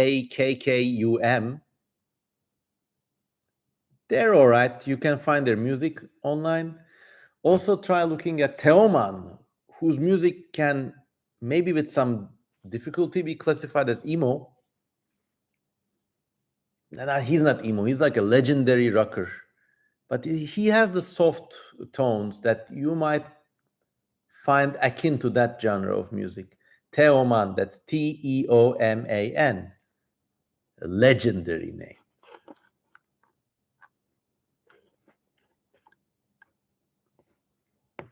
KS says live stream urbexing when? When the 5G network arrives in Turkey. I don't even use a smartphone. I use a dumb phone, and like the Wi-Fi, like there's no Wi-Fi in the streets, and the network is very slow. So I can't do it, I'm afraid.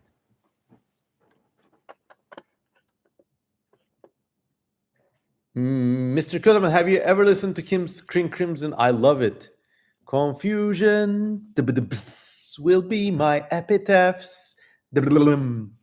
And tomorrow I'll be died. He amazing group, amazing band. My father downstairs, he's also a big King Crimson fan. Any Turkish goth or punk ballads? Okay, if you want goth, go to. There's this amazing artist named Shebnem Ferah. That's Sebenemferah.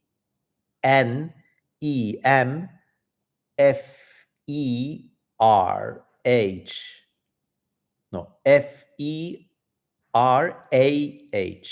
Shebnem Ferah, fantastic artist, like incredible vocal range, amazing melodies, amazing lyrics. Also for punk, oh, there are a lot of bands. I wish we could have saved them. A lot of them were on MySpace, but when MySpace went under, all these recordings were lost.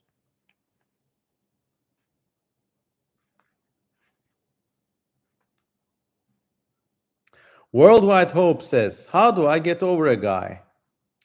We were messaging for a bit, but he got bored of me.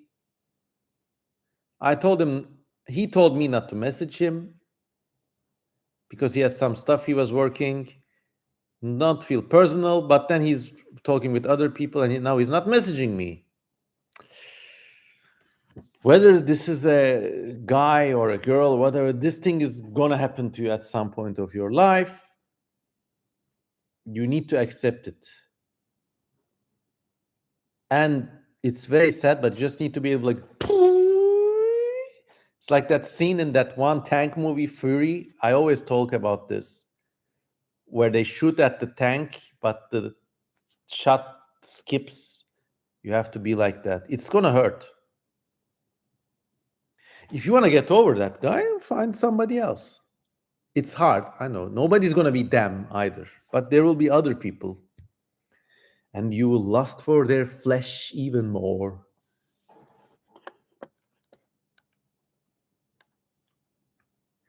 There's a recommendation of She Passed Away. Yes, it's a great band.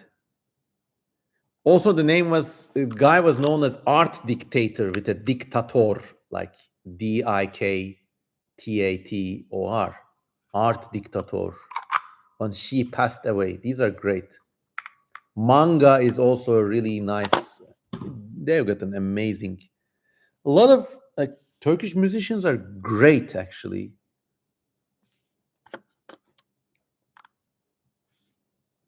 They have one song. It's a Zindanları mumla arar oldum, and the melody is amazing. Turkish is a great language for singing and poems and like expressing emotions. Those lyrics go Zindanları mumla arar oldum, which means I'm so destitute that now I search for the misery of a dungeon. Because subtext, my current state of affairs is worse than being in prison.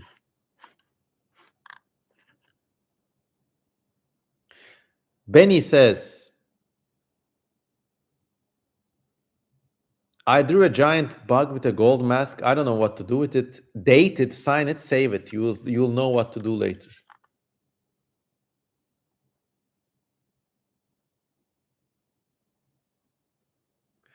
Ultra Wolf says, should I watch art tutorials or just draw? If you want to draw. If you want to just unwind, watch art tutorials. I find that watching art tutorials is like watching someone play computer games. It's fun, but you don't do that when you're watching it. Nearly 2 hours, but this is a nice stream. I'm really enjoying it. Squidlord says, do you listen to Waush?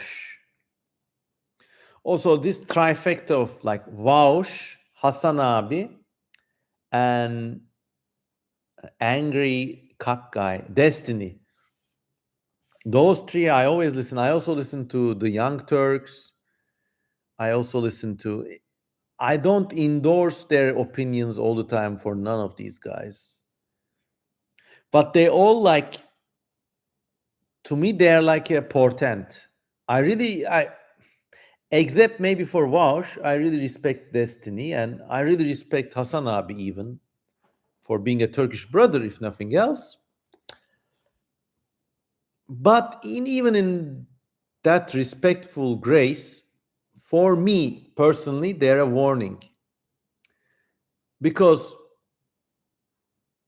you realize these people are just entertainment and drama. Well, this channel is also entertainment and drama, but I have the initiative. I get only 30 viewers, 40 viewers. I don't give a fuck. I get to stream when I want. I get to make videos about what I want. Then you look at Hasan abi maybe photoshopping his face into like, oh, something happened in Ukraine. Or like, oh, this changes everything. Bombs in Gaza? That's a JDAM strike. Oh my God. It feels a bit repetitive. I don't know if I would want to be in that position. I would, of course, want to be more famous. But with that, I don't know. If that sort of fame finds me, I might be forced to eat my words. But it's just like a day job then. I also like sidelines. I really respect Hasan abi for humanizing that Yemeni pirate guy and all that, like Destiny and Walsh were like, oh, is he media trained? Fucking bitch. I mean, here's a war being conducted for nothing else than the safety of cargo ships, feeding cargo between the United States, Europe, and China. The same development that wrecked American and European economies in the first place. It's as evil as it gets. And Hasan abi is he's a known quantity. He's got his failings. He has his moments. You can't have purely good or bad guys in this media ecosystem. But he did something no journalist could do, no journalist could do, let alone these YouTube debate bros. He put a human face. He's like this generation's Jane Fonda. And for context, Jane Fonda was this American celebrity lady who went to North Vietnam and like had interviews with the North Vietnamese soldiers or something. And she was also one of the first people to like point out that this war is wrong. This war is immoral. So Hassan Abi, he lives in a mansion. He's a hypocrite. Okay, okay. His father was one of one of the right arms of somebody who used to be a right arm of the Turkish government. Whatever, doesn't matter. He did it. They didn't. Huh? I really respected him for that. I don't know.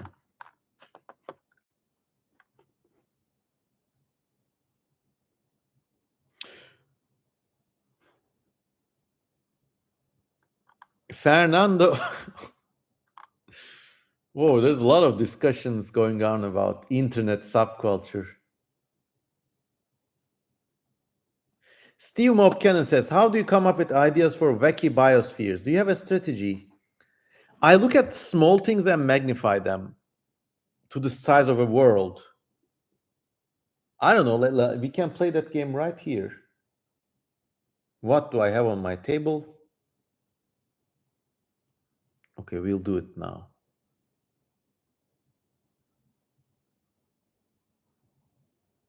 Hmm.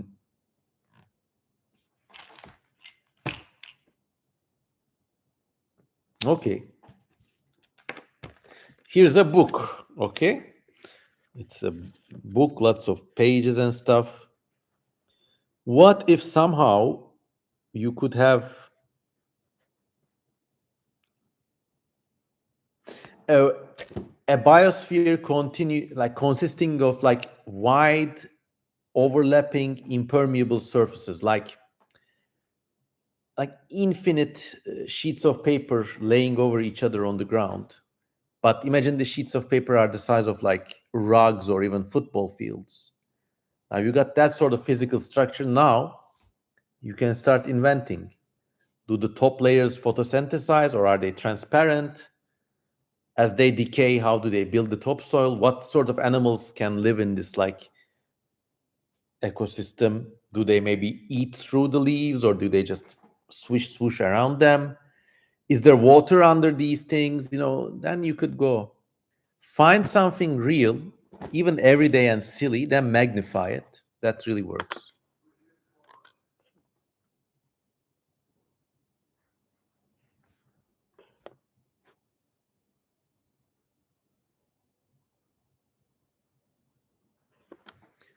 If any of you can hook me up with an interview with Hasan Abi, Destiny, or even Vaush, I mean, I'll just throw it out there.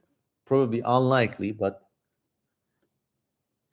everybody is a bit problematic at those levels of popularity. I'll tell you this much, though. I think Vaush is the one I dislike the most. He's just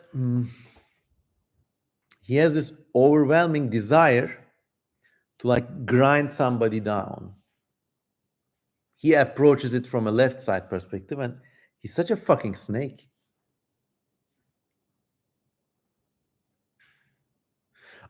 Willie Mac show, I don't know. I need to. Okay. There's more internet drama than I could keep up with.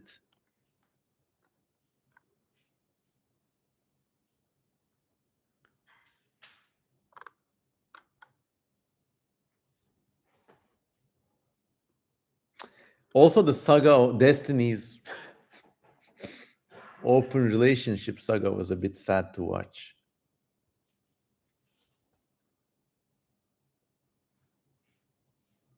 I don't know how he like.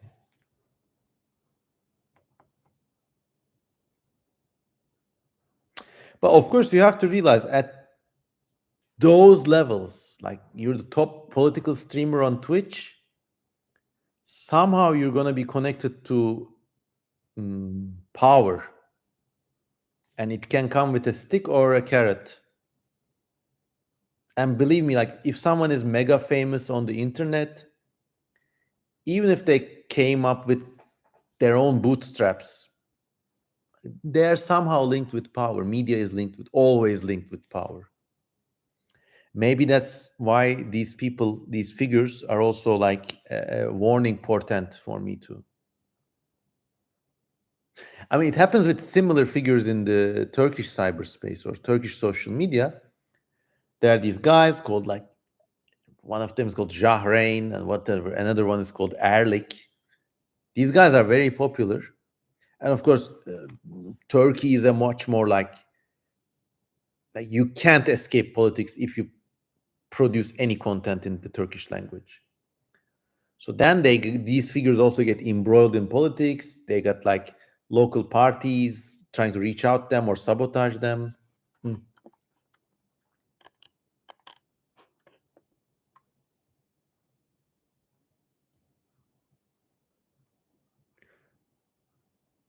Yugopnik, I haven't watched it.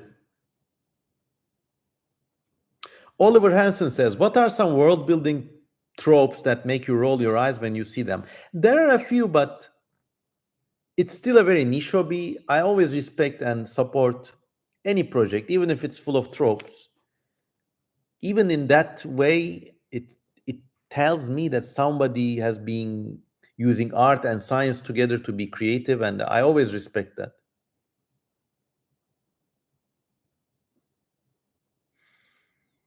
Will you do more stories like the Grand Carboniferous Hotel?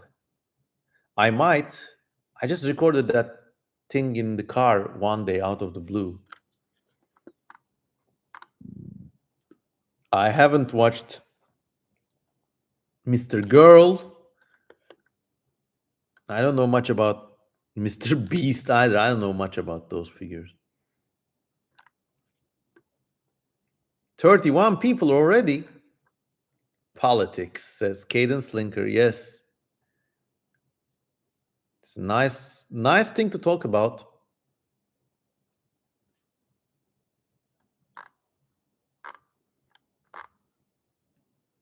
Fernando Katakaik says, could lizards ever evolve theropod body plans? Maybe. So I think I've talked about this before, but let me actually draw it for you.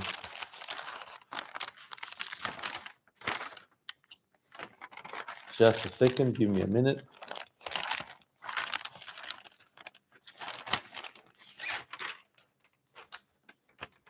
So the thing with theropod, like the thing with dinosaurs, is actually very close to their hip structures.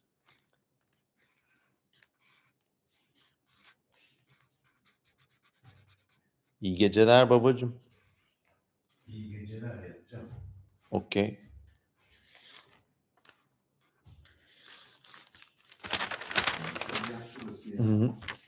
So dinosaur hips articulate with the socket with like a right hand angle, and it's the reason why they're so effective standing upright.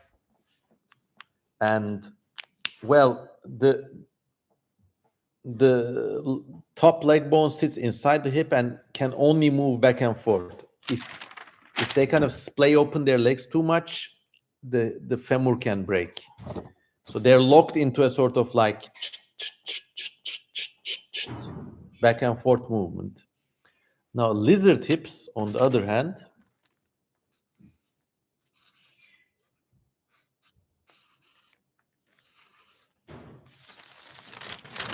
stick straight out to sideways from the thing. So that's why they're like chaka, chaka, chaka, chaka. They do this. Now, if somehow there were no maybe birds or theropods to outcompete them, they could still evolve into something like that. It would require a long time, but it's not impossible.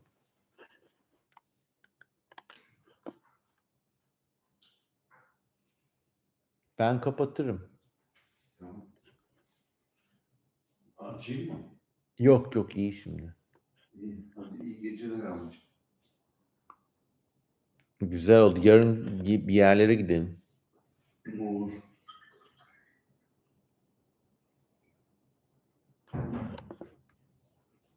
Mm-mm-mm. Just saying good night to my father, everybody. Neyse canım. Tamam. Hadi bay bay. Haydi bye bye.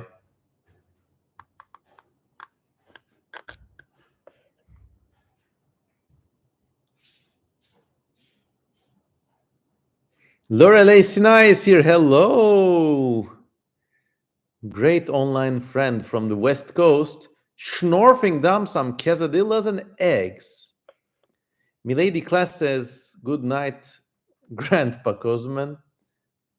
Worldwide Hope is going to sleep. Good night, my dear friend. Blake Richardson, when you're making a plant, how do you come up with the shapes of the continents? It's very easy. Go to Photoshop, do the clouds filter, enlarge the cloud, and then just use the paint bucket tool to fill in random parts. They really look like continents.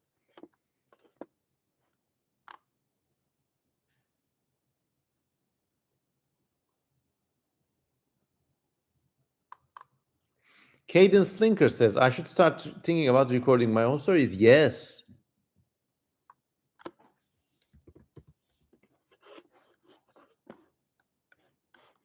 Let's check some messages.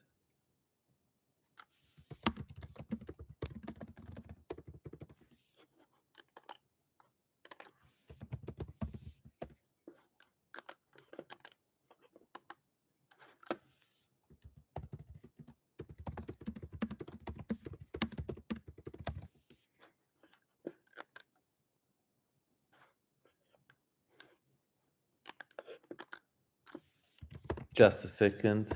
I'm also getting tired too slowly.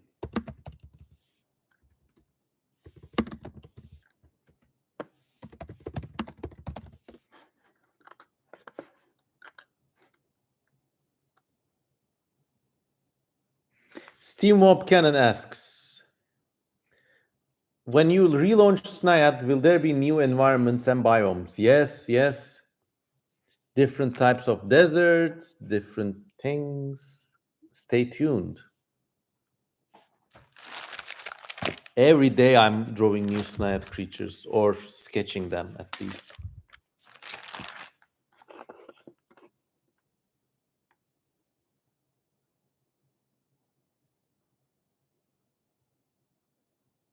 Boris Chonev says, Mr. Kozman live at this time? Yeah. Burning the midnight oil.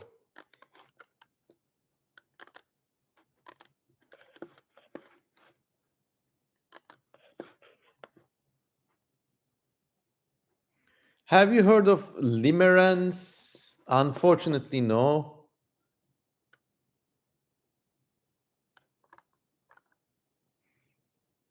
G plates is fun. These are YouTubers. I don't know. There's so many YouTubers. One YouTuber I can recommend you is Shaye. It's, well, he's a urban exploration guy, but he really like takes it up to 11. He goes to like weird ammo dumps in Armenia or Chernobyl, or like just sometimes goes mucking about in rural Italy. I love his channel, and I wish I could be. I wish I could afford to travel and explore places as far and wide as he does. I do have some amazing urban expedition videos coming up though from Istanbul, including one where I got lost in a totally dark, weird environment. Oh, G Plates is a geological modeling program. Shows me how stupid I am. I did not know about it. Now I do.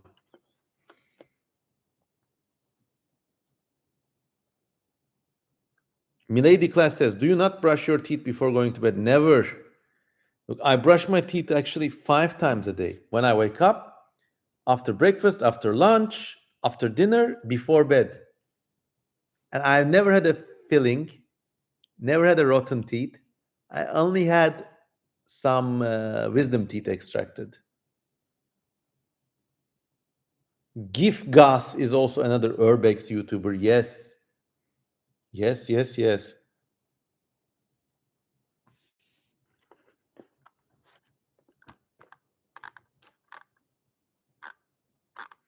One thing I'll gripe about urban exploration is that at least in Istanbul, there's nobody in the whole city who wants to come explore places with me. So they've always been very solitary adventures.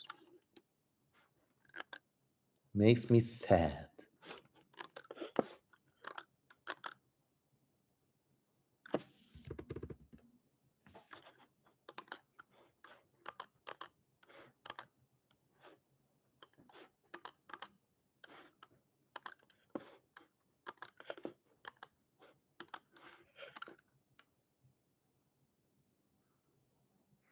There, another YouTube recommendation from Squidlord is living ironically in Europe. I'll take it that up. Maybe I'll watch that before going to sleep tonight. Cem Tezcan, long time YouTube friend and selamlar abi, iyi akşamlar. Can't wait to see your urban exploration video. What is your main motivation in doing these? This also includes your book about apartment size. So yeah, I have an encyclopedia about illustrated apartment signs in Istanbul. It's a 2-volume encyclopedia with like over 6,000 photographs. If you go to my website and go to the books section, you can find it. Now, urban expedition videos, they actually started out as like these like adventure videos. Basically, like I noticed that there are some places that are so cool. So I just use my trusted G16 camera, take videos, pop them on YouTube. When I first started doing these, I was just always talking in the background. Hey, everybody, look, there's this, there's that, quack, quack, quack. But then I realized, wait, I could dub the sound. Then I just started shooting videos.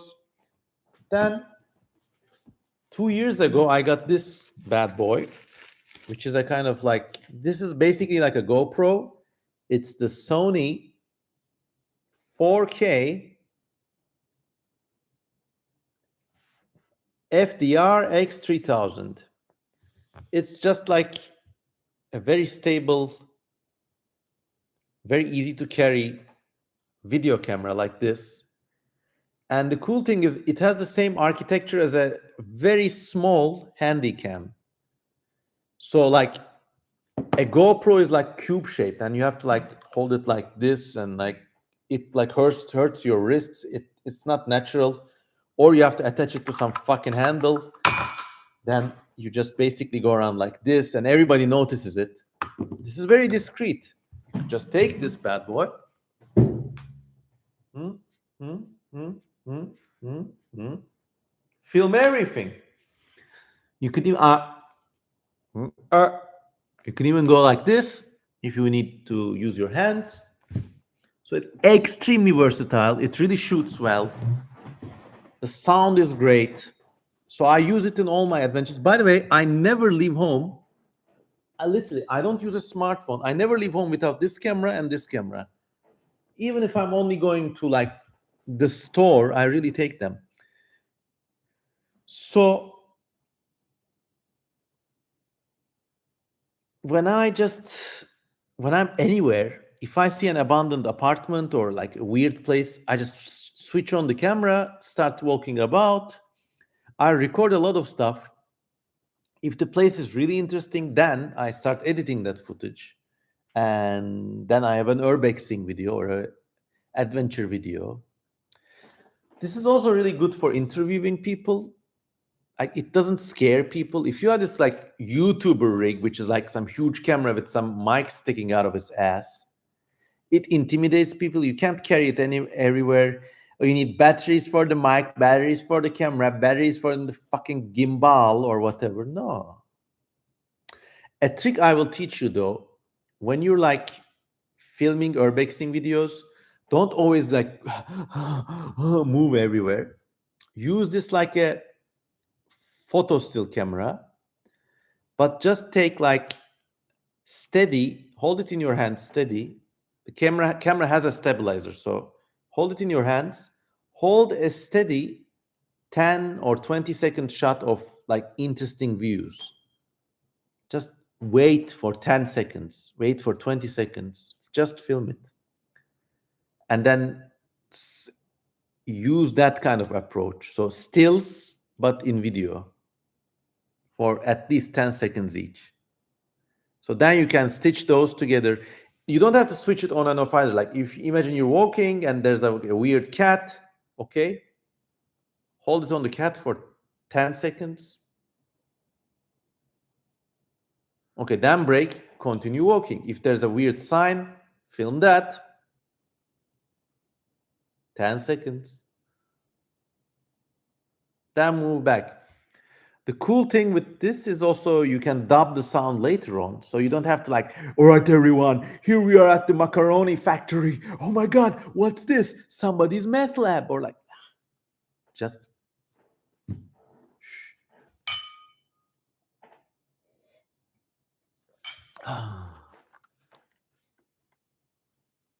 Have you heard of chicken nugget? No. The only chicken nuggets I have. Actually, chicken nuggets remind me of this weird adventure. So when I was growing up, there was a big shopping mall next to where we lived, Altunizade Capitol shopping mall. And there was a food court like in all malls, and there was a KFC and Burger King and whatever, all those like nice junk food stores. Now, one of my favorite hobbies there as a kid, I would just go there, and there would always be somebody who would like leave without eating their nuggets or KFC fries or whatever. So I would just swoop through the tables and scavenge like. I still do it to this day, just very discreetly. I don't give a fuck. It's just food going to waste. What's the bigger sin, being a little gross or letting food go to waste? People are starving out there. So one of my projects was actually like basically bolting this to my hand, and like a weird first person shooter, it would be like a mall scavenging adventure, like chat, chat, chat. And then I would actually have a like calorie counter sign on the top saying like, you grab the nuggets, 100 calories. You grab the half-eaten KFC, 500 calories. That's a funny game. Maybe I'll do it. Who knows? Milady Class says, I'm not brave enough to do urbexing. I'm sorry for that. No, Squidlord says, I'm not brave enough to go urbexing. Milady Class says, I'm not brave enough for mall scavenging. Okay, well, even I will admit it's an acquired taste. KS wants me to do a video like that. Okay.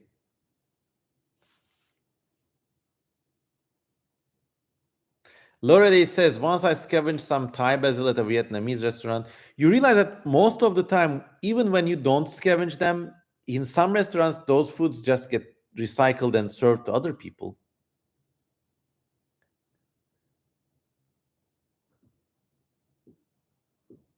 Chicken nugget scavenge challenge activated, yes. Mm.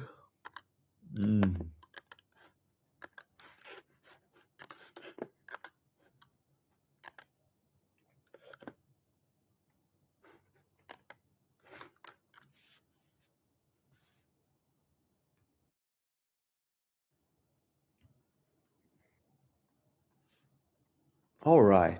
It's almost 2.5 hours. I'll call it a night at 2:20. So any last questions, any last comments? I'm getting a bit tired too. Tonight was fun. I like it that you got me riled up against Meninists and like all that lot. Milady Class says, good night. Chicken, my beloved, says popular. Yeah, it's the universal edible animal. Mikin said it was good today. Ornis says, sleep well when you go. Well, we still have like 7 minutes to go. Squid Lord says, I scavenged some molten ice cream directly off the table. Wow. So imagine building a long straw for that. So you go. Mm, mm, mm.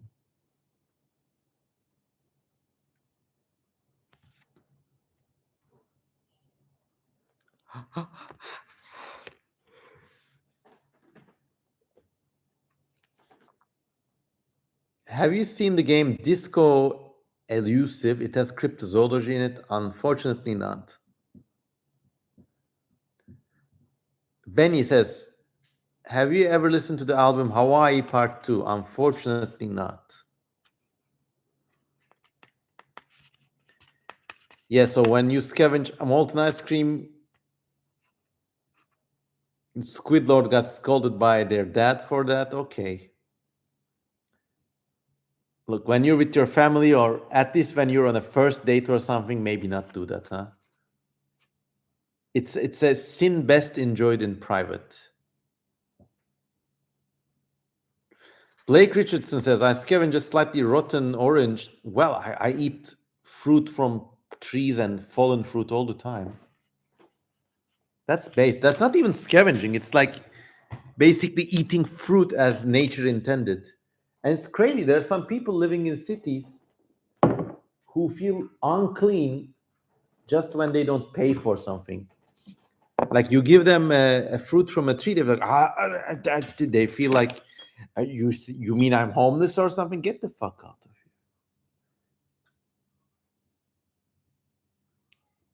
here. Mikin says, I scavenge popcorn at cinemas. Fair.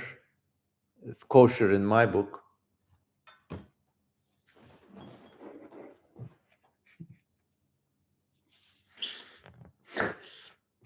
We set out with all this weird esoteric philosophy, science, and stuff. At the end of the night, the conversation is gonna devolve into like basically living in the gutter and eating food from the garbage bin.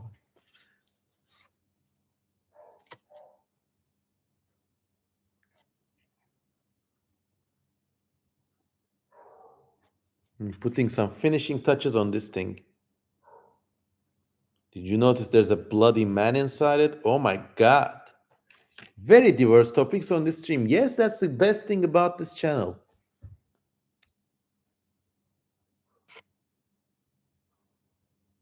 Pepular says, I forage passion fruit, lemons, oranges, and weird fruit. Yes, yes, yes, from the lawns of rich neighborhoods.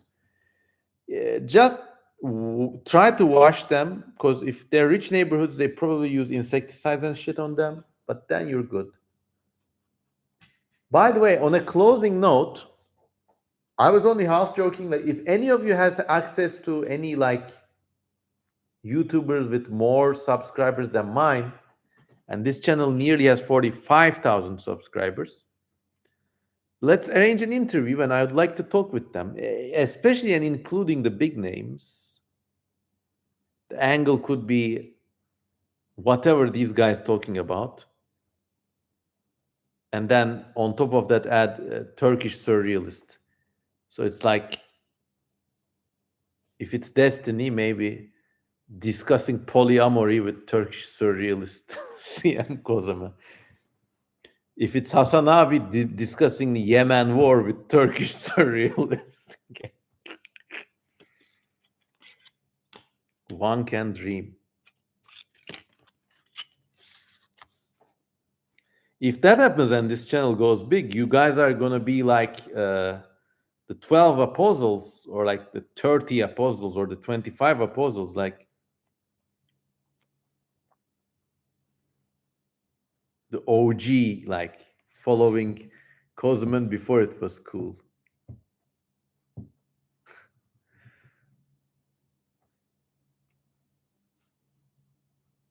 Lorelei Sinai says Destiny Lamau.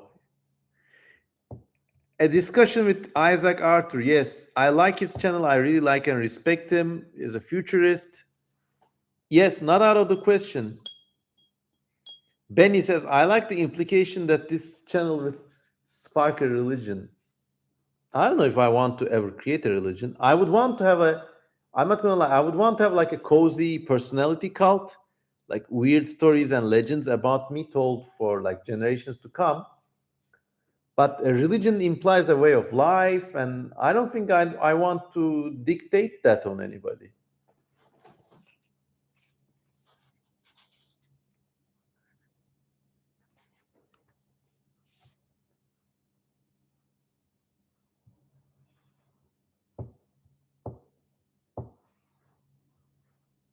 How Kozeman befriended a cave serpent. Oh, it was more than a friendship.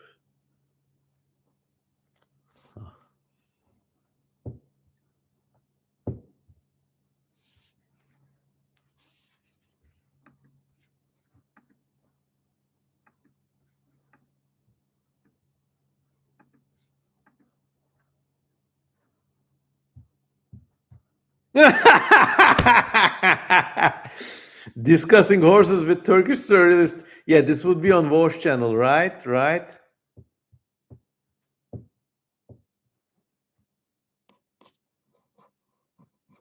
Lorelei Sinai says, "You're quite the spelunker then." So, spelunking is that hobby where you go into really narrow caves. And actually, I find it fucking scary. Like, it's one thing to explore abandoned buildings, it's another thing to like squeeze into cracks and die there. I'm like, I find this extremely scary. Not my thing at all. Hey, it's Jaden. TY is here. Hello, hello. One of the most talented and these days nicest looking goth ladies in the speculative evolution and paleosphere these days. Imagine spelunking an uncharted cave. No, no, no, no. Look, you will die. Like, it's not like I did not find my life on the doorstep of. Look, the only way you can go into a cave is if you have like 100 of these like electronic LED tea lights and you leave them behind you like a trail of crumbs so you can go back out, following that trail. Like every 2 meters, you have to drop a light. And then as soon as the ceiling reaches your head or gets lower, just get out. If there's water, get the fuck out. Like, this is one thing CM Daddy Cosman is very hard to you about. Watch out with caves. They're not. Urban expedition is something else. It's a man-made environment. Even that has its risks. Like, I don't know, a floorboard could collapse, you could fall and stuff. But okay, that's a given. But like caves are unpredictable. No.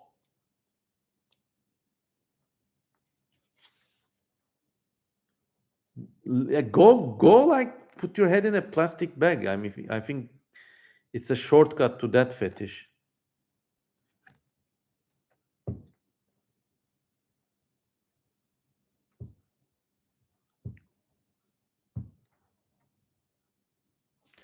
Squidlord says a hobo could stab you while urbexing an abandoned. I actually highly disagree with this take. Not even in the United States. That is actually a very unlikely opportunity. I have seen homeless people while urbexing, and those people just want to be left alone. They just like I was in this abandoned building. It's in my channel. Go watch it. It's called the Tsunami Urbexing video or whatever. There's a homeless guy says, "Who goes there?" I said, "Nobody." I just walked back out. You obviously don't see confrontation with people, but homeless people are not these like berserkers who like come up with you as come up at you with a knife. The worst thing that could happen in the United States is that you might run into a meth lab and it could have a gang around it, and that could be a bit problematic.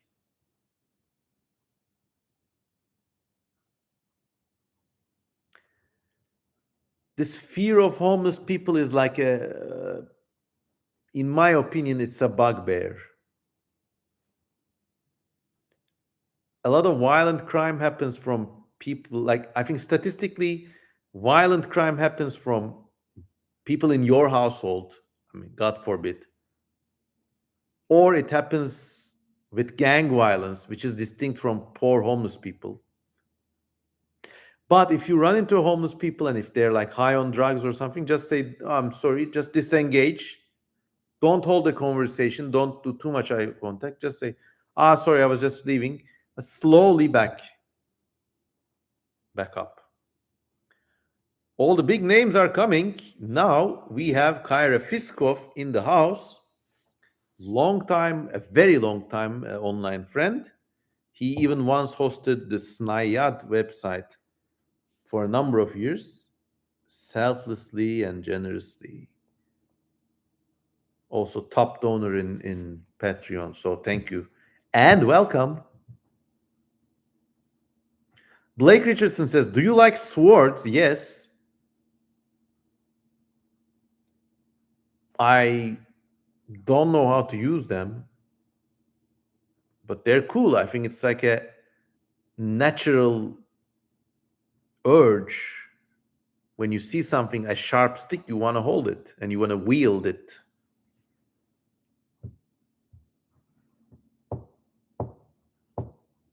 ADJ Play says, "Will we ever get All Tomorrow's Part 2? Go to patreon.com/cmcosman. You will see the excerpts from the upcoming rewrite of All Tomorrows.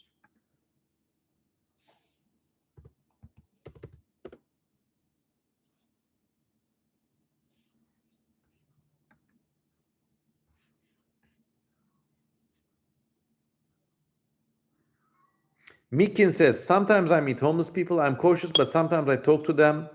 Most of the time, they have interesting stories to tell." And yes, especially in the United States, you could have people who've been to college end up in the streets. It's just really awful. Also, like, if you see somebody who's high on drugs, you will know, and you will know how to disengage. Hayden says, "Are you not scared of getting caught while urbexing?" God damn. Another online friend got this question from somebody else earlier today. No, I'm not. What happens if I'm caught? They'll just say, "I'll leave." Okay, I leave. I guess maybe there are some like harsher penalties in the United States or wherever. Where I am, though, rules like that are hardly ever enforced. Caught doing what?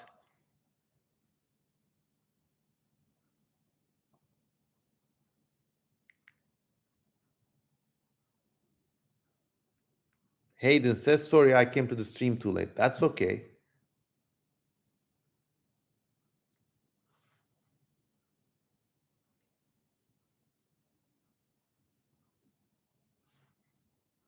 Mm, mm, mm, mm, mm.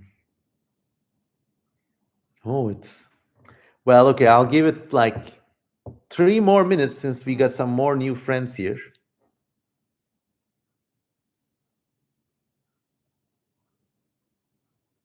In the US, it's very annoying because you have like mall cop types protecting precious abandoned hospitals. This day and age, you would be surprised how far a little bribe could get you.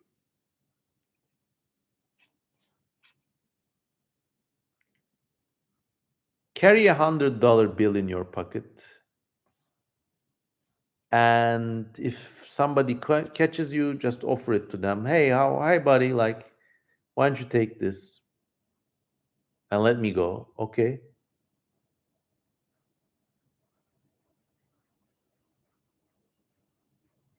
Mikin says, "Once I got caught while urbexing, and the police asked me to empty my pockets. They looked for weed, but they couldn't find it, and they were confused. Yeah, I think that these days more people are interested in this stuff. So I guess, I guess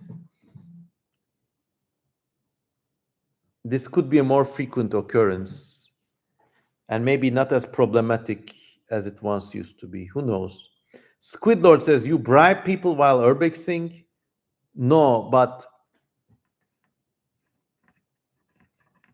uh, uh, uh, uh, I always carry a like large currency note on my person, not in my wallet.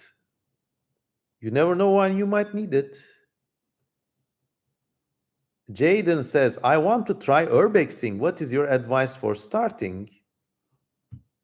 Hmm.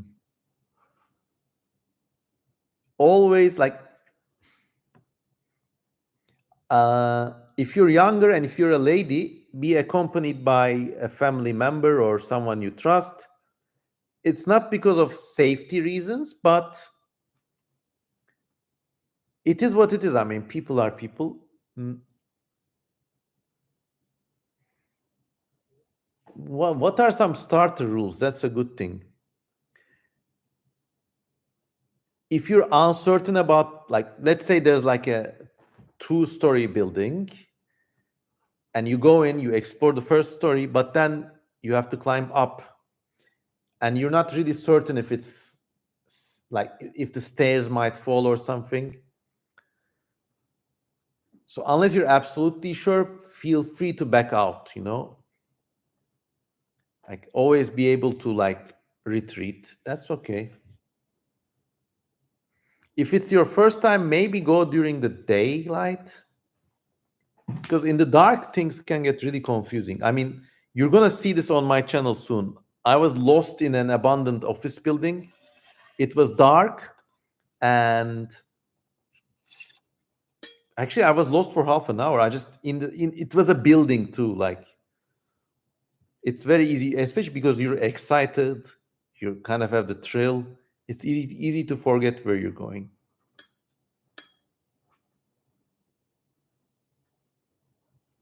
Maybe as a starter,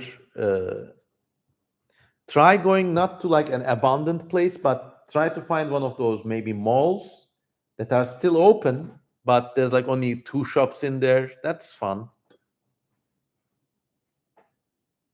Yeah, so start with empty malls. Always feel free to retreat. And if it's your first time, go during the day, or have a family member with you. If you're a lady, dress casually, like no short shorts or like, yeah.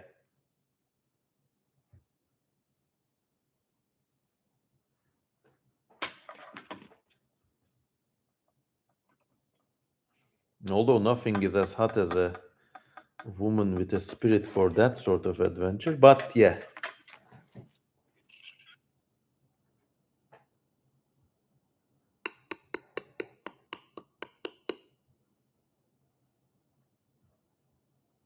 Speaking of cities, says Kara Fiskov, what is your opinion of ecumenopoleis, city planets? I believe this refers to the concept of a city that's so large it covers the entire planet or the entire land masses, right?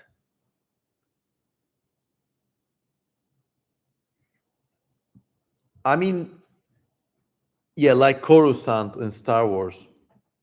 Well, in Star Wars, it's predicated on the existence of the hyperdrive, because in the Star Wars universe, there's this planet, it's entirely covered with cities, but it depends on hyperdrive routes even to import food. Without spaceships and hyperdrives, the planet would starve. So unless you have faster than light travel or whatever, it's just not going to happen, because that technology doesn't exist. It never will. But you could have, I mean, in our world, for example, you could have like an endless city covering the entire British Isles or the entire Japanese Isles, and the entirety of like a small island or at least part of a continent, like Australia could be covered with cities, and it would be maybe serviced by fleets of ships bringing it food and stuff. But I don't think a city could cover the entirety of a planet. Maybe if you leave the waters out, like, so you're obviously not going to drain the seas, but then you could have a type of building covering all land areas where they grow farm, like they farm plants and shit on the top roof, and then in the lower levels it's like a canyon of houses and like commercial space, whatever. Yes, maybe something like that is possible. It would be interesting though, like what sort of social upheaval led to that sort of world. So yes.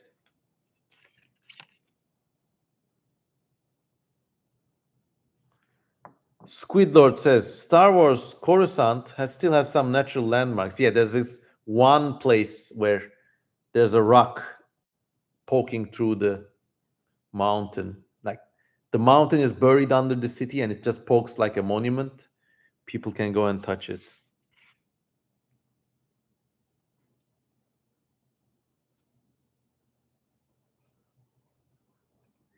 Kyra Fiskov says waste heat is going to be a problem with giant cities. Probably, but that's assuming the city will use technology. It could be a city with like Victorian or Tudor England level technology only, but it still could have been built by unknown masters to cover the entirety of a surface of a continent, and 1 trillion benighted beings live there. Blake Richardson says, what's your favorite Snayat creature? From the ones that are published in the old Snayat series, I think maybe the Volugnatus creature, the upright, weird thing with like lots of strange jaw things and whatever.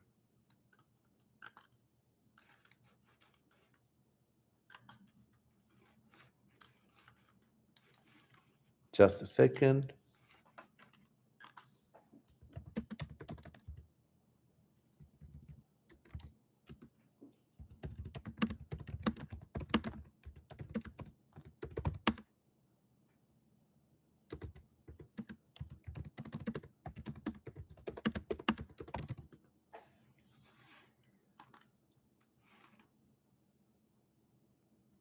Blake Richardson says, I like the Bandy Bandy from Snayat Planet.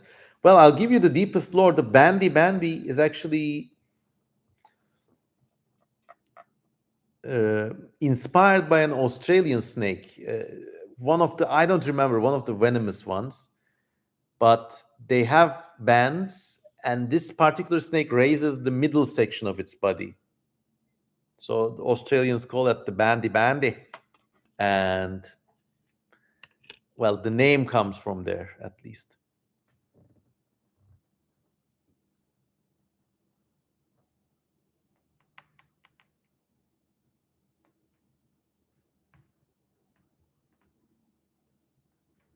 Is Joshua Kunupe still here? He hasn't asked any questions. Before signing off,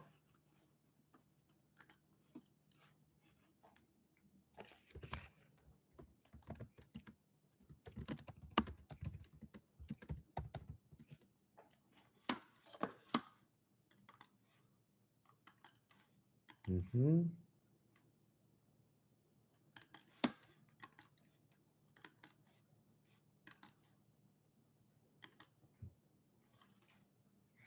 Lavakaki says, do you like working with the ballpoint pen as an art medium? Yes. Actually, I always carry like a little art kit in my backpack alongside the cameras. And one of my top tools is just this average hotel ballpoint pen. Let me just put this down.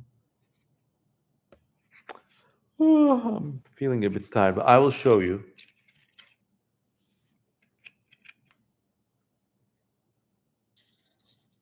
Okay.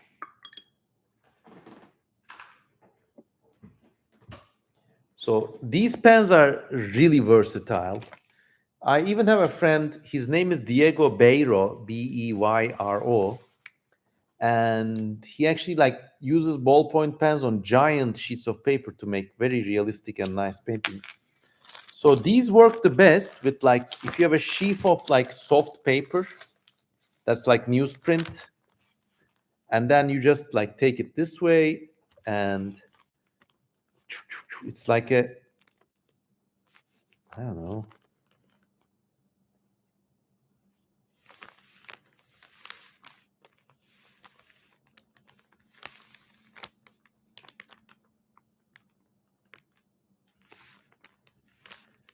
It glides very easily over newsprint is all I'm trying to say. Or you could make something like this.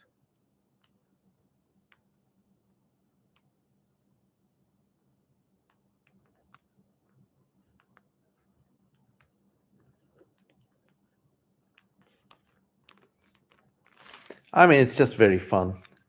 And because it's cheap and you don't really register it as an art supply, you can be very like brash and like your hand moves freer when you kind of know that the pen or pencil is not very expensive.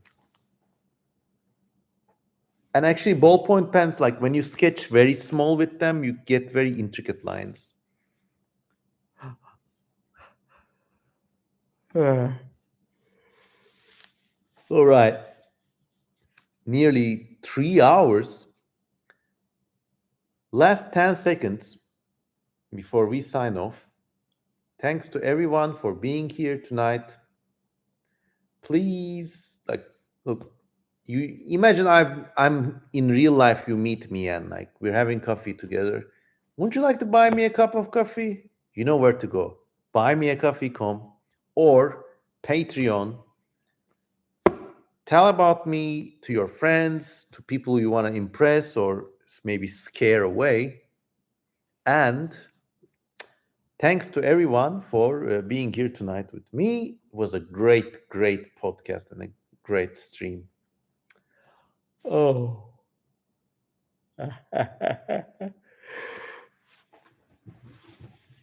Thank you all. The stream has been great, says Mikin. Thank you, everybody.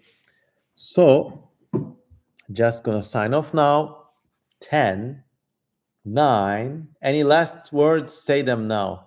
10, 9, 8, 7, 6.